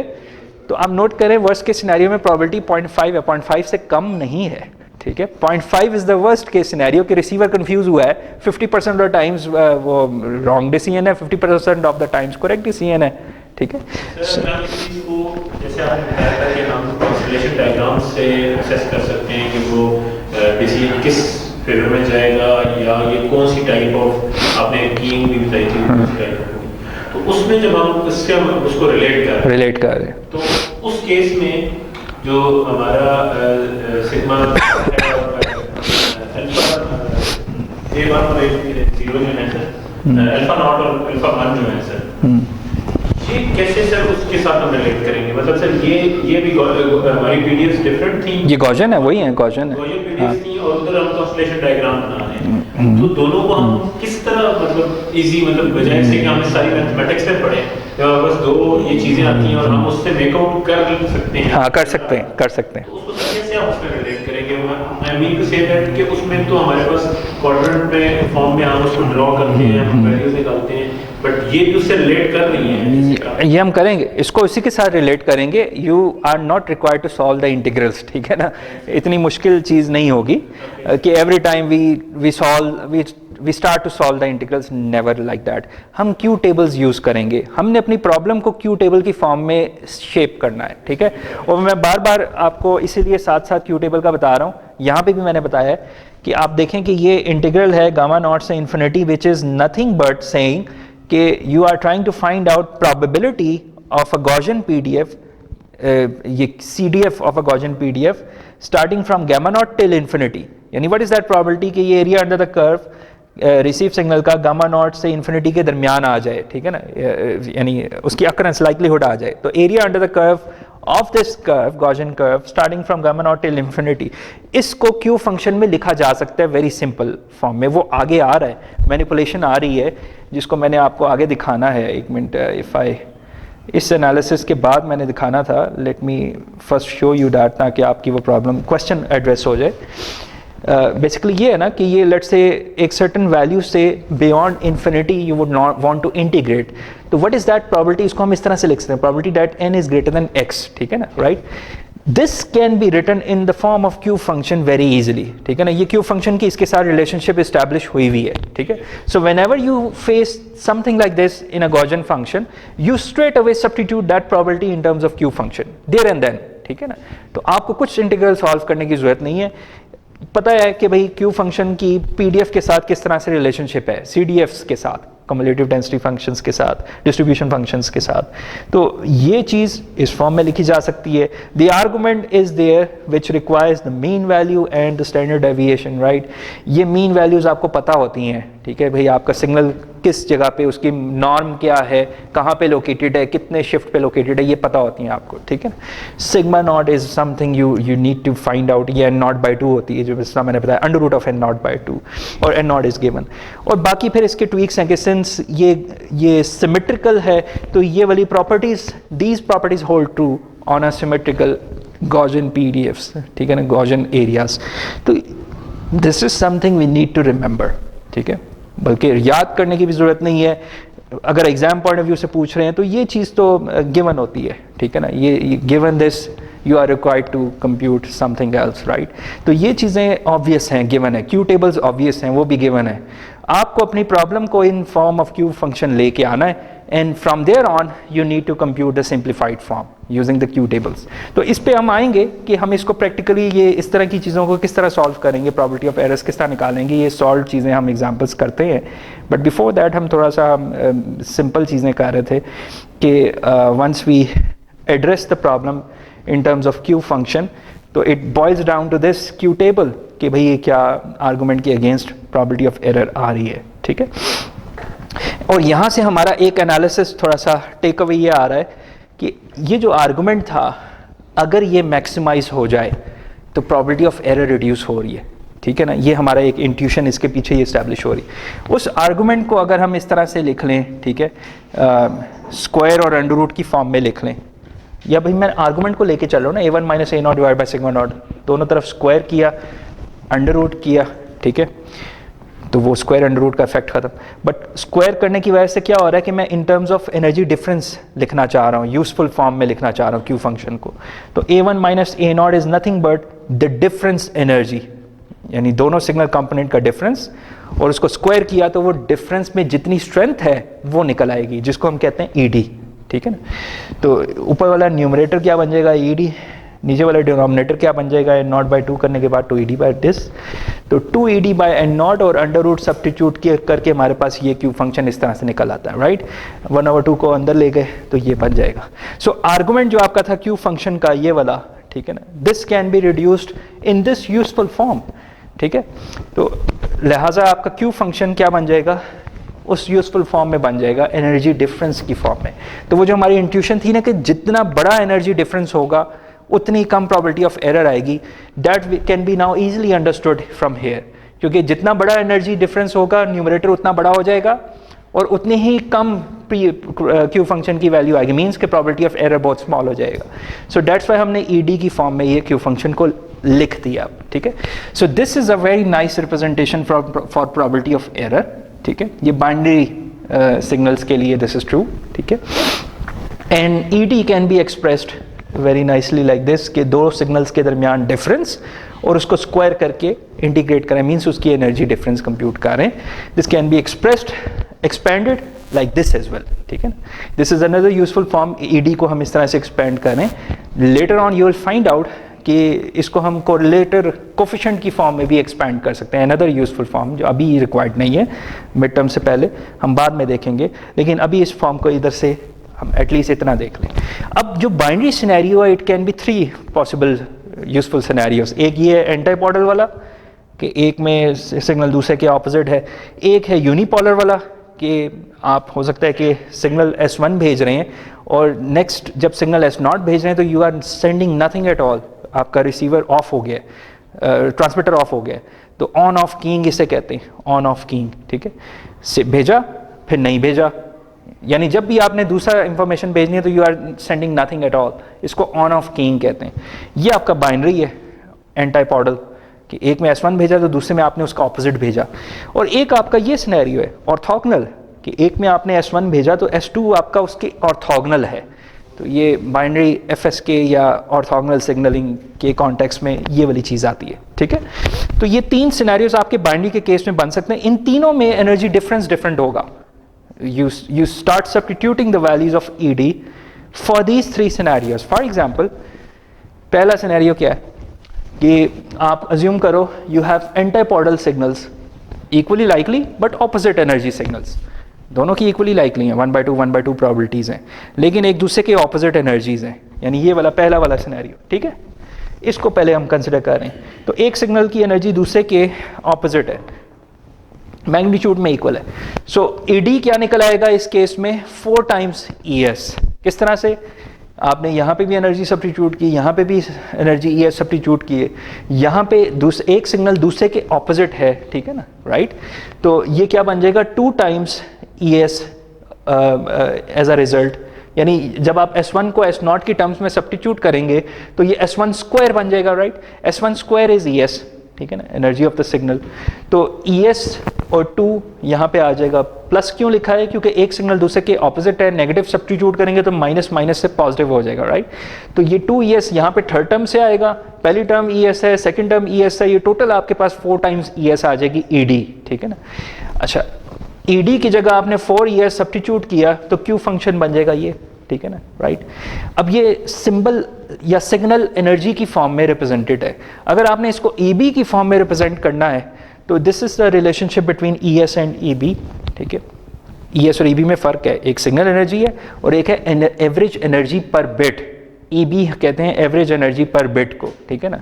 तो क्योंकि एक सिग्नल के अंदर several bits can be mapped, ये हमने शुरू में जब रिव्यू पढ़ा था तो हमने कहा था कि भाई हम 2 बिट्स को भी एक सिंबल में पैक कर सकते हैं, ठीक है ना, 4 बिट्स को भी एक सिंबल में पैक कर सकते हैं, राइट। तो उस सिग्नल एनर्जी और एनर्जी पर बिट की आपस में क्या रिलेशनशिप है, वो log 2 ऑफ m के साथ है, यानी ES is equal to EB log 2 of m। अब अगर बाइनरी सिनेरियो है तो m की वैल्यू क्या है, 2, log 2 ऑफ 2 इज 1, ठीक है ना। तो ES और EB दोनों सेम हो जाएंगे बाइनरी सिनेरियो में, कोई फर्क नहीं पड़ेगा, ठीक है। अगर m की वैल्यू 4 है तो फिर फर्क पड़ेगा, यस, log 2 ऑफ 4 इज 2। तो उस केस में एक सिंबल जो है 2 EB इसके इक्वलेंट हो रहा है अगर ये m की वैल्यू 4 हो जाए, ठीक है ना। For example QPSK, for example 4ASK, यानी m की वैल्यू जिस सिग्नल में 4 है उसमें सिंबल एनर्जी और बिट एनर्जी में 2 टाइम्स का फ़र्क है, ठीक है।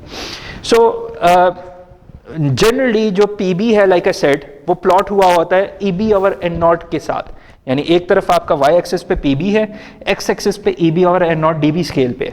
तो देयरफॉर Q फंक्शन को भी हम इस फॉर्म में रिप्रेजेंट करने में इंटरेस्टेड है, ठीक है ना। दैट्स वाई ये मैनिपुलेशन हो रही है, अदरवाइज यहाँ तक भी ओके था कि ED की फॉर्म में लिख लिया, fine, but generally we are interested in this EB और N naught on x axis and PB on the y axis. इस तरह के प्लॉट्स आपके ना डिफरेंट बुक्स में मेंशन्ड है और कंपैरिजन हो रहा है डिफरेंट मॉड्यूलेशन स्कीम्स का over the scale कि EB or N naught versus PB का scale. So that's why we are also interested for this antipodal schemes to be represented in this form. ठीक हो गया। अच्छा, ये आ जाती है आपकी antipodal के लिए probability of error, average probability of error for antipodal scheme, where EB is the average signal energy per bit, ठीक है। दूसरे केस में क्या है, ऑर्थोगोनल का केस, ये वाला ऑर्थोगोनल का केस, एक सिग्नल दूसरे की ऑर्थोगोनल है, ठीक है। इस केस में ED क्या निकलेगा, पहले सिग्नल की एनर्जी प्लस दूसरे सिग्नल की energy -2 times S1 of T S not T, वही वाला जो फार्मूला था ED का हमने लगाया। अब सिंस एक सिग्नल दूसरे के ऑर्थोगोनल है तो ये प्रोडक्ट क्या हो जाएगा, whenever you have orthogonal signals, दो सिग्नल्स को आपस में मल्टीप्लाई इंटीग्रेट करें, आंसर 0 आता है, ठीक है। तो ये जो थर्ड टर्म है आपकी 0 हो जाएगी ऑर्थोगोनल के केस में, ठीक है। तो एनर्जी डिफरेंस में क्या रह जाएगा, this signal plus that signal means 2 times ES रह जाएगा, ठीक हो गया। अब 2 ES हमने यहाँ पे सब्स्टिट्यूट किया तो you get something like this as a result, और फिर अगेन EB और N नॉट की फॉर्म में किया तो सिंस ये बाइनरी सिनेरियो है तो log 2 ऑफ M क्या हो जाएगा, 1 टाइम्स EB इज EB, तो this term will be equivalent to that term, same ही रहेगा, ES EB सेम है, ठीक हो गया। So now we have represented orthogonal probability of error for orthogonal equally likely signals, probability of error for antipodal equally likely of signals using these Q functions, एक ये Q function है और एक ये Q function, ठीक है। यहाँ तक साथ है आप, ठीक है ना, ये राइट।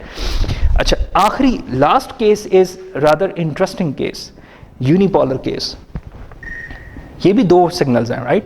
एक है कि आप कुछ भी नहीं भेज रहे और एक है कि भाई सिग्नल जब भेजते हैं तो ES एनर्जी भेजते हैं, ठीक है ना। इस केस को ज़रा कंसिडर करते हैं एंड सी की प्रोबेबिलिटी ऑफ एरर की इक्वेशंस क्या बनती है।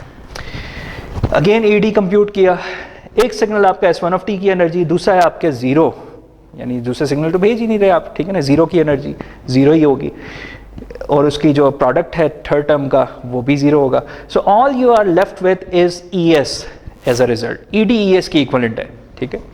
सब्स्टिट्यूट किया, Q फंक्शन ये बन गया। अब यहां से आप नोट करें, अगर मैं ES की फॉर्म में Q फंक्शंस को कंपेयर करूं तीनों सिग्नल्स के, तो which one has the highest probability of error, unipolar, क्योंकि उसका न्यूमरेटर सबसे स्मॉल है, ठीक है। आप देखें यहाँ पे ऑर्थोगोनल के केस में ये है ES ओवर N नॉट है, इधर 2ES ओवर N नॉट है, इधर सबसे कम प्रोबेबिलिटी ऑफ एरर है, ठीक है ना। इसका न्यूमरेटर हाई है, ठीक है, इसका न्यूमरेटर लेस हाई है रिलेटिवली, ठीक है। यहाँ पे प्रोबेबिलिटी ऑफ एरर है, एक है, और ये जो तीसरा वाला है इसमें न्यूमरेटर बहुत कम है क्योंकि ये 2 ओवर N नॉट से डिवाइड हो रहा है, ठीक है। तो सबसे ज़्यादा प्रोबेबिलिटी ऑफ एरर तो इस केस में आएगी अगर ES ओवर N नॉट की टर्म्स में रिप्रेजेंटेड है, ठीक है। व्हाट इफ मैं कहूँ कि नहीं यार, ये इस केस में तो मैंने आधे टाइम्स पे तो सिग्नल भेजा ही नहीं, ठीक है ना।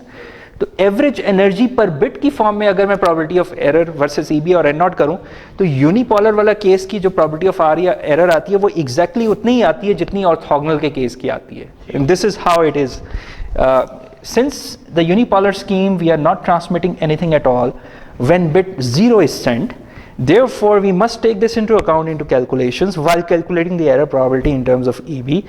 अब जो EB और log 2 ऑफ M था ना, वो ये देखता था कि भाई कितने टाइम्स आपने सिग्नल क्लास 1 भेजा है, कितने टाइम्स 0 भेजा है, टाइम्स द सिग्नल एनर्जी।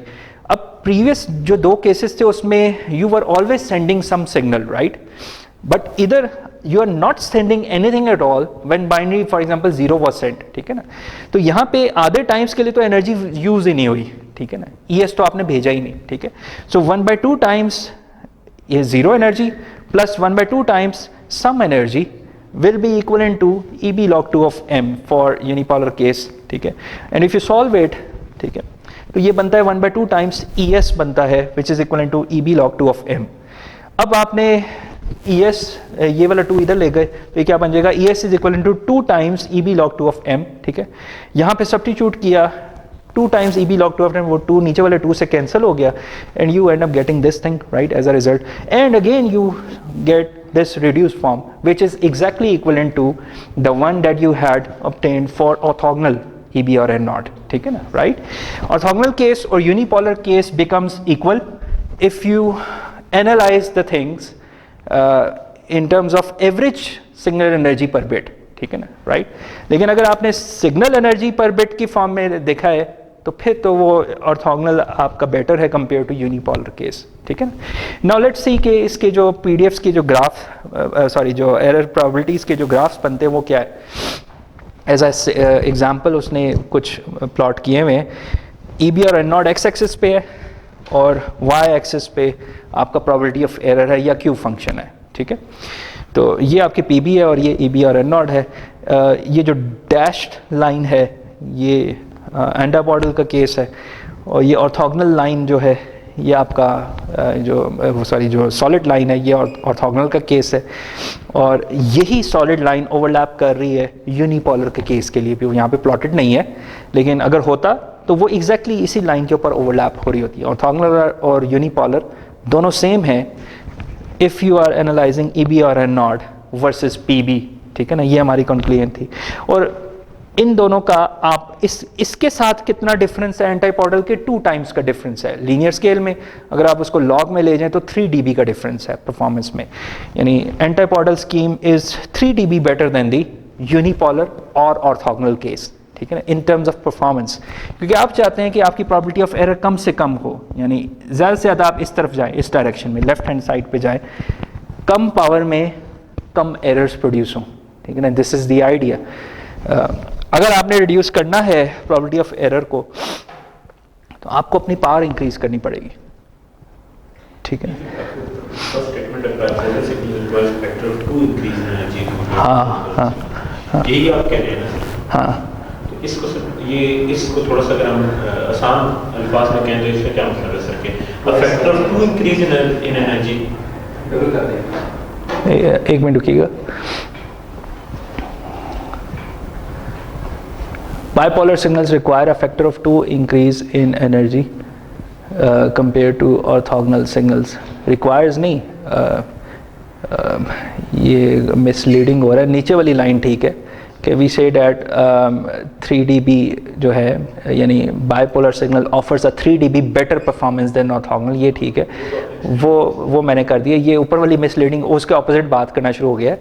ये थोड़ा सा misleading हो रहा है. You can ignore this bullet if it is confusing. Yes, it is confusing. ये factor of 2 increase उधर है, यानी orthogonal signals और unipolar signals require a factor of 2 increase in energy if you want to compete with antipodal scheme, ठीक है ना. यानी 3 dB कम power ले रहा है एंटाइपॉडल स्कीम. इन अदर वर्ड्स मैं ये कहना चाह रहा हूँ. टू फॉर एग्जांपल आप इसको इस तरह कर लेना कि for the same probability I guess analysis हुआ हुआ. एक मिनट लेट मी सी आगे. हाँ ये हुआ है. फॉर एग्जांपल हम किसी 1 dB पे कट ऑफ लगा दें, लेट्स से 10 dB पे, ठीक है. एंड लेट्स कंपेयर, यानी 10 dB अचीव करने या probability of error eight 10 dB हम कंपैरिजन कर रहे हैं किस का, फॉर एग्जांपल ऑर्थोगोनल वर्सेस एंटाइपॉडल का, ठीक है. अब इस केस में 10 dB के केस में antipodal offers less probability of error versus orthogonal और यूनिपोलर केस स्टेट में नजर आ रहा है. अगर ऑर्थोगोनल चाहती है कि वो एंटाइपॉडल के इक्विवेलेंट प्रोड्यूस कर ले अपनी प्रोबेबिलिटी ऑफ एरर तो उससे यहाँ से 3 dB आगे जाना पड़ेगा पावर में. मींस के 13 dB के अबाउट वो approximately same probability of error produce कर लेगा ऑर्थोगोनल, ठीक है ना. 3 dB का डिफरेंस है तो 2 टाइम्स ज़्यादा पावर उसे यूज़ करनी पड़ेगी ऑर्थोगोनल या यूनिपोलर को versus antipodal to produce the same probability of error. Intuition ये निकल रही है, ठीक है ना. यानी इस पॉइंट पे पहुंचने के लिए प्रोबेबिलिटी ऑफ एरर इस पॉइंट पे पहुंचने के लिए 13 dB को हिट करना पड़ेगा. 13 dB मीन्स कि 3 dB पावर बढ़ानी पड़ेगी या 2 टाइम्स पावर बढ़ानी पड़ेगी ऑर्थोगोनल सिग्नल्स को कंपेयर टू एंटाइपॉडल केस. एंटाइपॉडल तो बड़ा नाइस केस है कि एक दूसरे सिग्नल ऑपोजिट बैठे हुए हैं तो उनकी प्रोबेबिलिटी ऑफ एरर आ रही है 7.8 × 10⁻⁴. अब अगर आप यही प्रोबेबिलिटी ऑफ एरर चाहते हैं फ्रॉम ऑर्थोगोनल केस तो आपको उसकी पावर बढ़ानी पड़ेगी, 2 टाइम्स ज़्यादा करना पड़ेगा, ठीक है।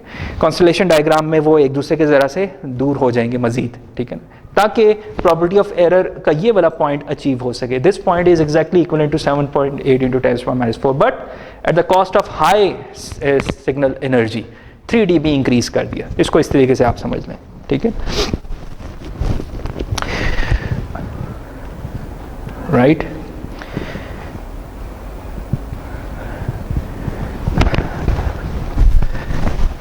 We have 15 more minutes। हम इसमें ये देख सकते हैं, एक आध एग्जाम्पल हम एटलीस्ट टच कर सकते हैं। I'll be a little fast, ठीक है, to cover this topic, ठीक है, and rest of the topics हम उस फाइनल लेक्चर में रिवीजन के तौर पे हम देख सकते हैं।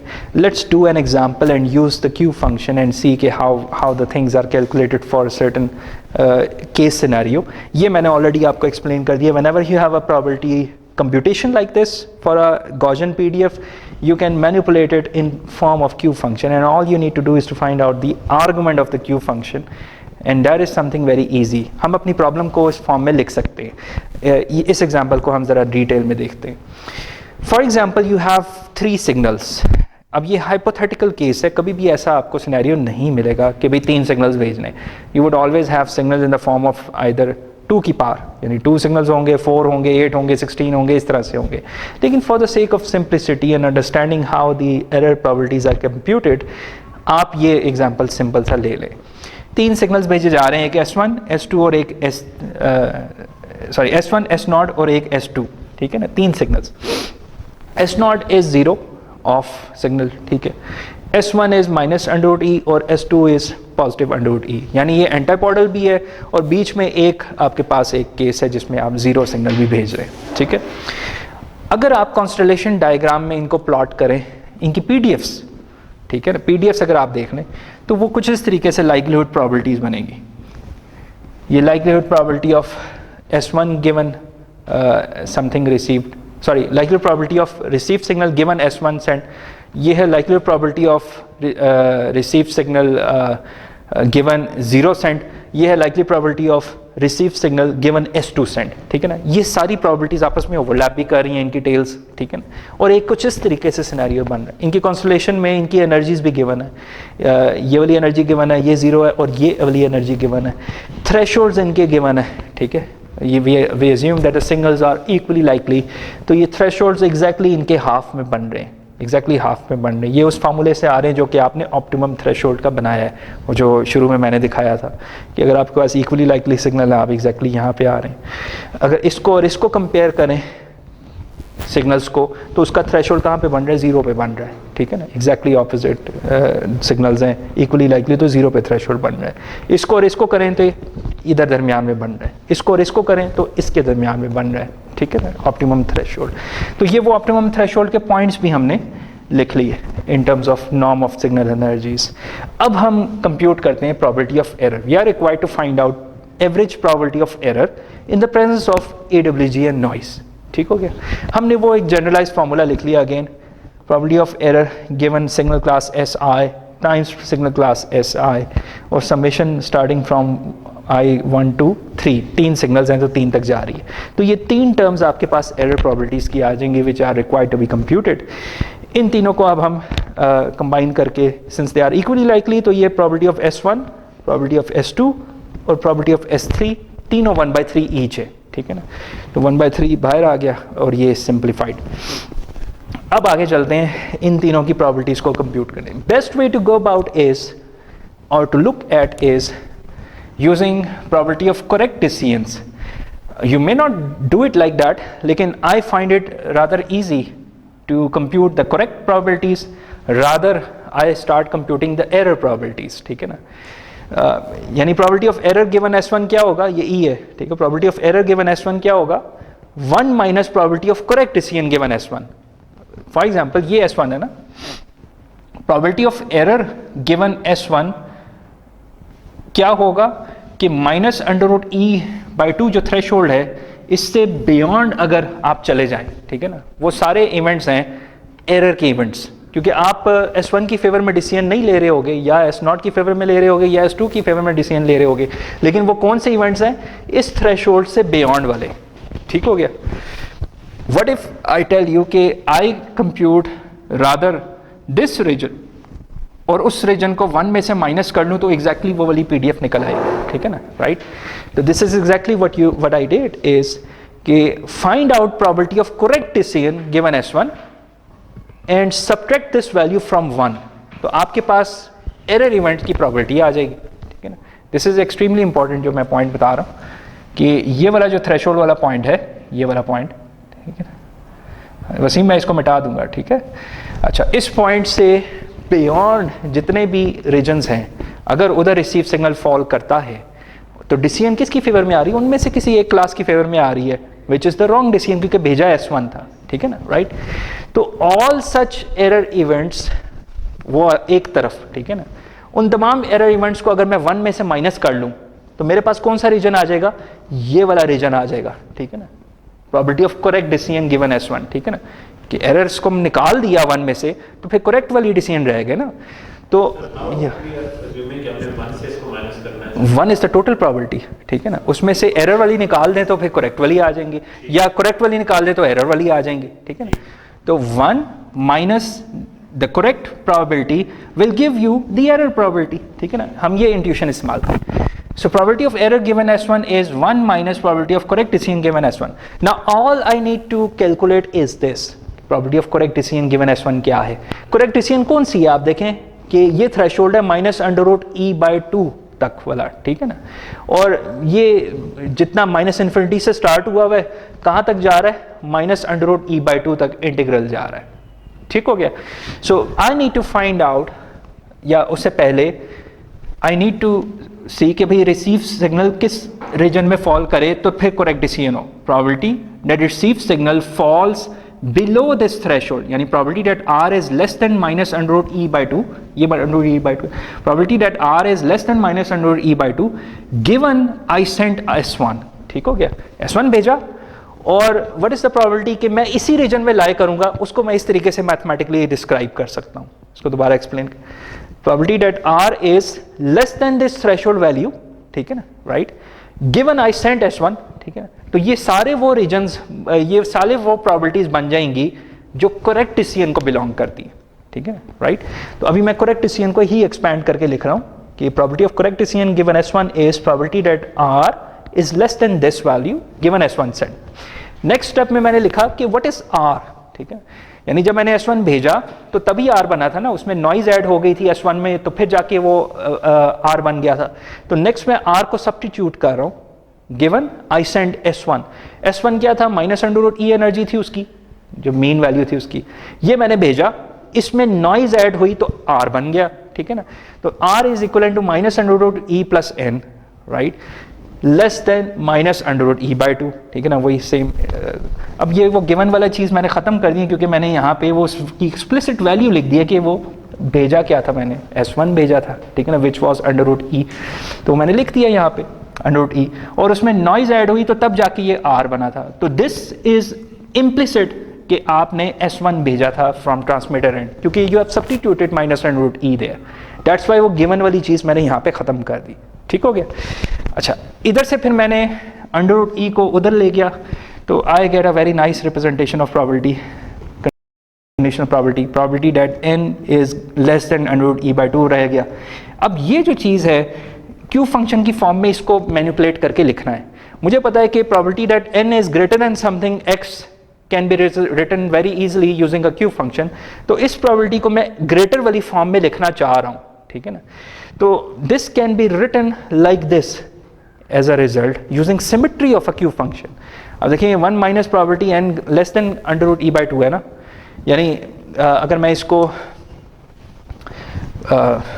बोर्ड पे फोकस कर ले अब, ठीक है,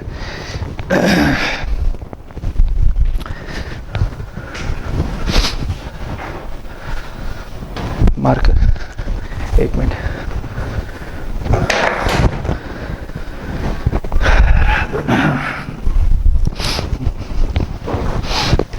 यार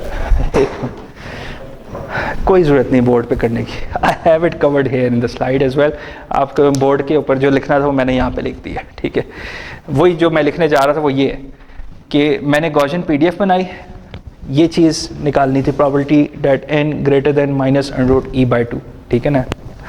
अच्छा, ये वाला जो रीजन है, ये वाला जो टेल वाला रीजन है, इट कैन बी, अगर मैं इसको 1 में से माइनस कर लूँ तो ये वाला रीजन भी आ सकता है, right, white region. Just I am playing with the Gaussian PDFs because of the symmetry, इस रीजन को इस रीजन के इक्विवेलेंट लिख सकता हूँ मैं, ठीक है ना।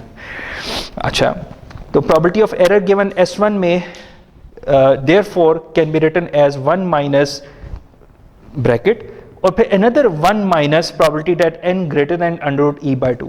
अब इस ब्रैकेट को ओपन करें तो you would end up reducing in this form only।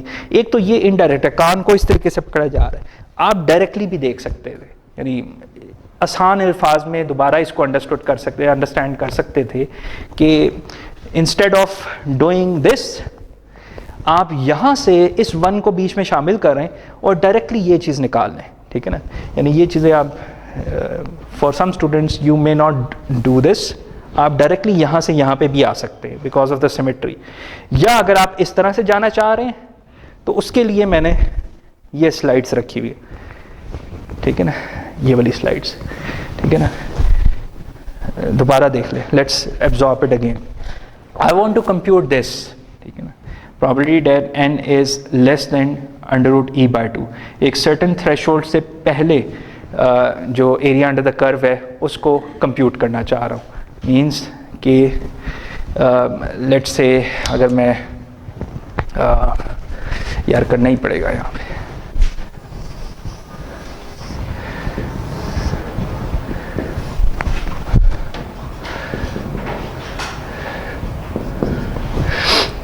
Probability,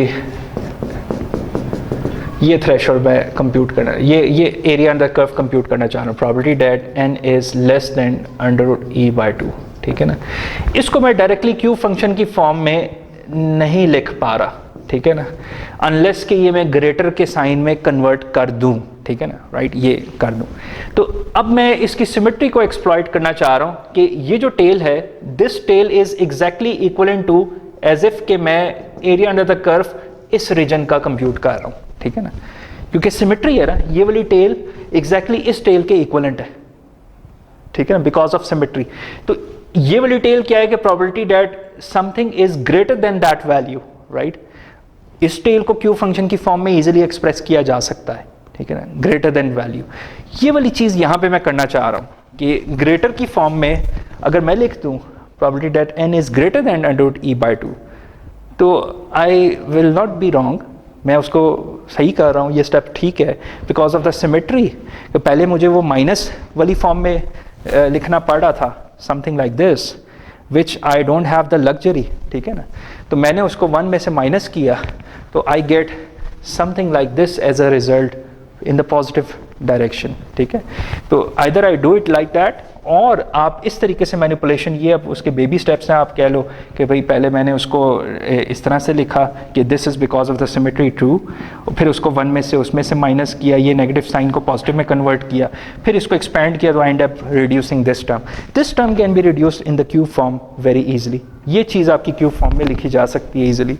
next step में दिया हुआ है हेयर, कहाँ गया, अभी नहीं दिया, आखिर में दिया होगा।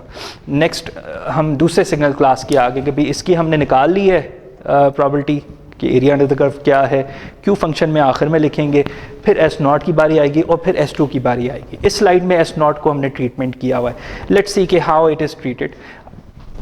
I will make you understand this conversion कि प्रोबेबिलिटी को क्यू फंक्शन में किस तरह से किया है, वो मोर डिटेल में हम नेक्स्ट लेक्चर में दोबारा मैं इसको एक्सप्लेन रीडू कर दूंगा। बट फर्स्ट लेट्स सी कि ये प्रोबेबिलिटीज़ तक हम किस तरह पहुँचे हैं, ये एटलीस्ट इस फॉर्म में किस तरह हम पहुँचे, ठीक है ना। So let's see for the next signal class S0, क्योंकि हमने 3 प्रोबेबिलिटीज़ निकालनी थी करेक्ट डिसीजंस की, एक इसकी और एक इसकी, ठीक है ना। उसको 1 में सब्ट्रैक्ट करना है तो टप और प्रोबेबिलिटी ऑफ एरर आ जाएगी। So next is probability of error given S0, which is the probability of correct decision given S0 being subtracted from signal being subtracted from 1। वही जिस तरह से ट्रीटमेंट हमने S1 के लिए की थी, हमने उसी तरह की ट्रीटमेंट S0 के लिए भी लिखनी है। यहाँ पे you would see कि भाई correct decision for S0 is the area under the curve between these two threshold points -√e/2 से लेके √e/2 तक, ठीक है ना। तो सिग्नल अगर रिसीव सिग्नल इन दो थ्रेशोल्ड्स के दरमियान फॉल करता है तो तब तो करेक्ट डिसीजन होगी S0 की, ठीक हो गया। तो therefore this can be written expressed like this in terms of probability that received signal is less than √e/2 and greater than -√e/2 such that you fall within this region, ठीक है ना। ये वाला region probability of correct decision given S0 को belong करता है, ठीक हो गया। अच्छा, यहाँ पे लिखना चाहिए था मुझे given S0 sent, ठीक है ना। नेक्स्ट स्टेप में मैंने रिसीव सिग्नल को क्या कर दिया कि सब्स्टिट्यूट कर दिया कि what I actually send from the transmitter side. I actually send nothing at all, zero भेजा था। So zero plus noise, zero के अंदर नॉइज ऐड हुई थी जिसकी वजह से मैं आगे पीछे हो सकता हूँ, right. So zero plus noise इस रेंज में अगर लाई करता है तो आई एम गुड और वो करेक्ट डिसीजन हो रही होगी, probability of correct decision given S0 हो रहा होगा। सो ये वो रेंज को सब्स्टिट्यूट किया और in the end I end up getting this form, right. अब अगेन इसकी मैनिपुलेशन की है, इसको रिड्यूस किया है कि this is basically 2 times that tail, ठीक है ना। Probability that n is greater than √e/2 is 2 times that tail result, ठीक है ना, राइट। वो 2 times टेल रिजल्ट माइनस किए 1 में से, तो we end up getting this reduced या उसके दरमियान वाला जो एरिया अंडर द कर्व है गॉसियन का वो निकल आएगा। That comes out to be this result, right. और आखिरी स्टेप में बिकॉज ऑफ सिमेट्री हमने देखा कि भाई S1 की जो प्रोबेबिलिटी ऑफ एरर थी वो S2 की जो आखिरी वाला सिग्नल था उसकी प्रोबेबिलिटी ऑफ एरर के इक्वलेंट होगा। तो जो पिछले वाले रिजल्ट का निकाला था प्रोबेबिलिटी की फॉर्म में आंसर, वही आखिरी वाले सिग्नल की फॉर्म में आखिरी वाले सिग्नल के लिए भी ट्रू होगा। मतलब ये कि S1 के लिए जो हमने प्रोबेबिलिटी ऑफ एरर निकाली थी वही S2 के लिए भी प्रोबेबिलिटी ऑफ एरर की इक्वलेंट होगी। हमें इसके लिए अलग से कंप्यूट करने की ज़रूरत नहीं है, because of symmetry it will be true, ठीक है। तो आखिरी स्टेप में हमने यहाँ पे because of symmetry these 2 probabilities are true, और उन सब को फिर हमने तीनों को कंबाइन करके लिख दिया और इस तरह से इन प्रोबेबिलिटीज ऑफ एरर्स को एक्सप्रेस कर दिया। इसकी रिड्यूस फॉर्म ये बन गई। आखिर में हमने क्यू फंक्शन को सब्स्टिट्यूट किया, ठीक है ना। Now this is equivalent to using Q function theory is equivalent to that thing. आप नोट करें ये चीज़ आपको मैंने इसलिए रेफरेंस के लिए आपको यहाँ पे ये दे दिया, ठीक है, कि जब भी आपके पास इस तरह की कोई चीज़ आए आप उसको डायरेक्टली क्यू फंक्शन की फॉर्म में लिख सकते हैं।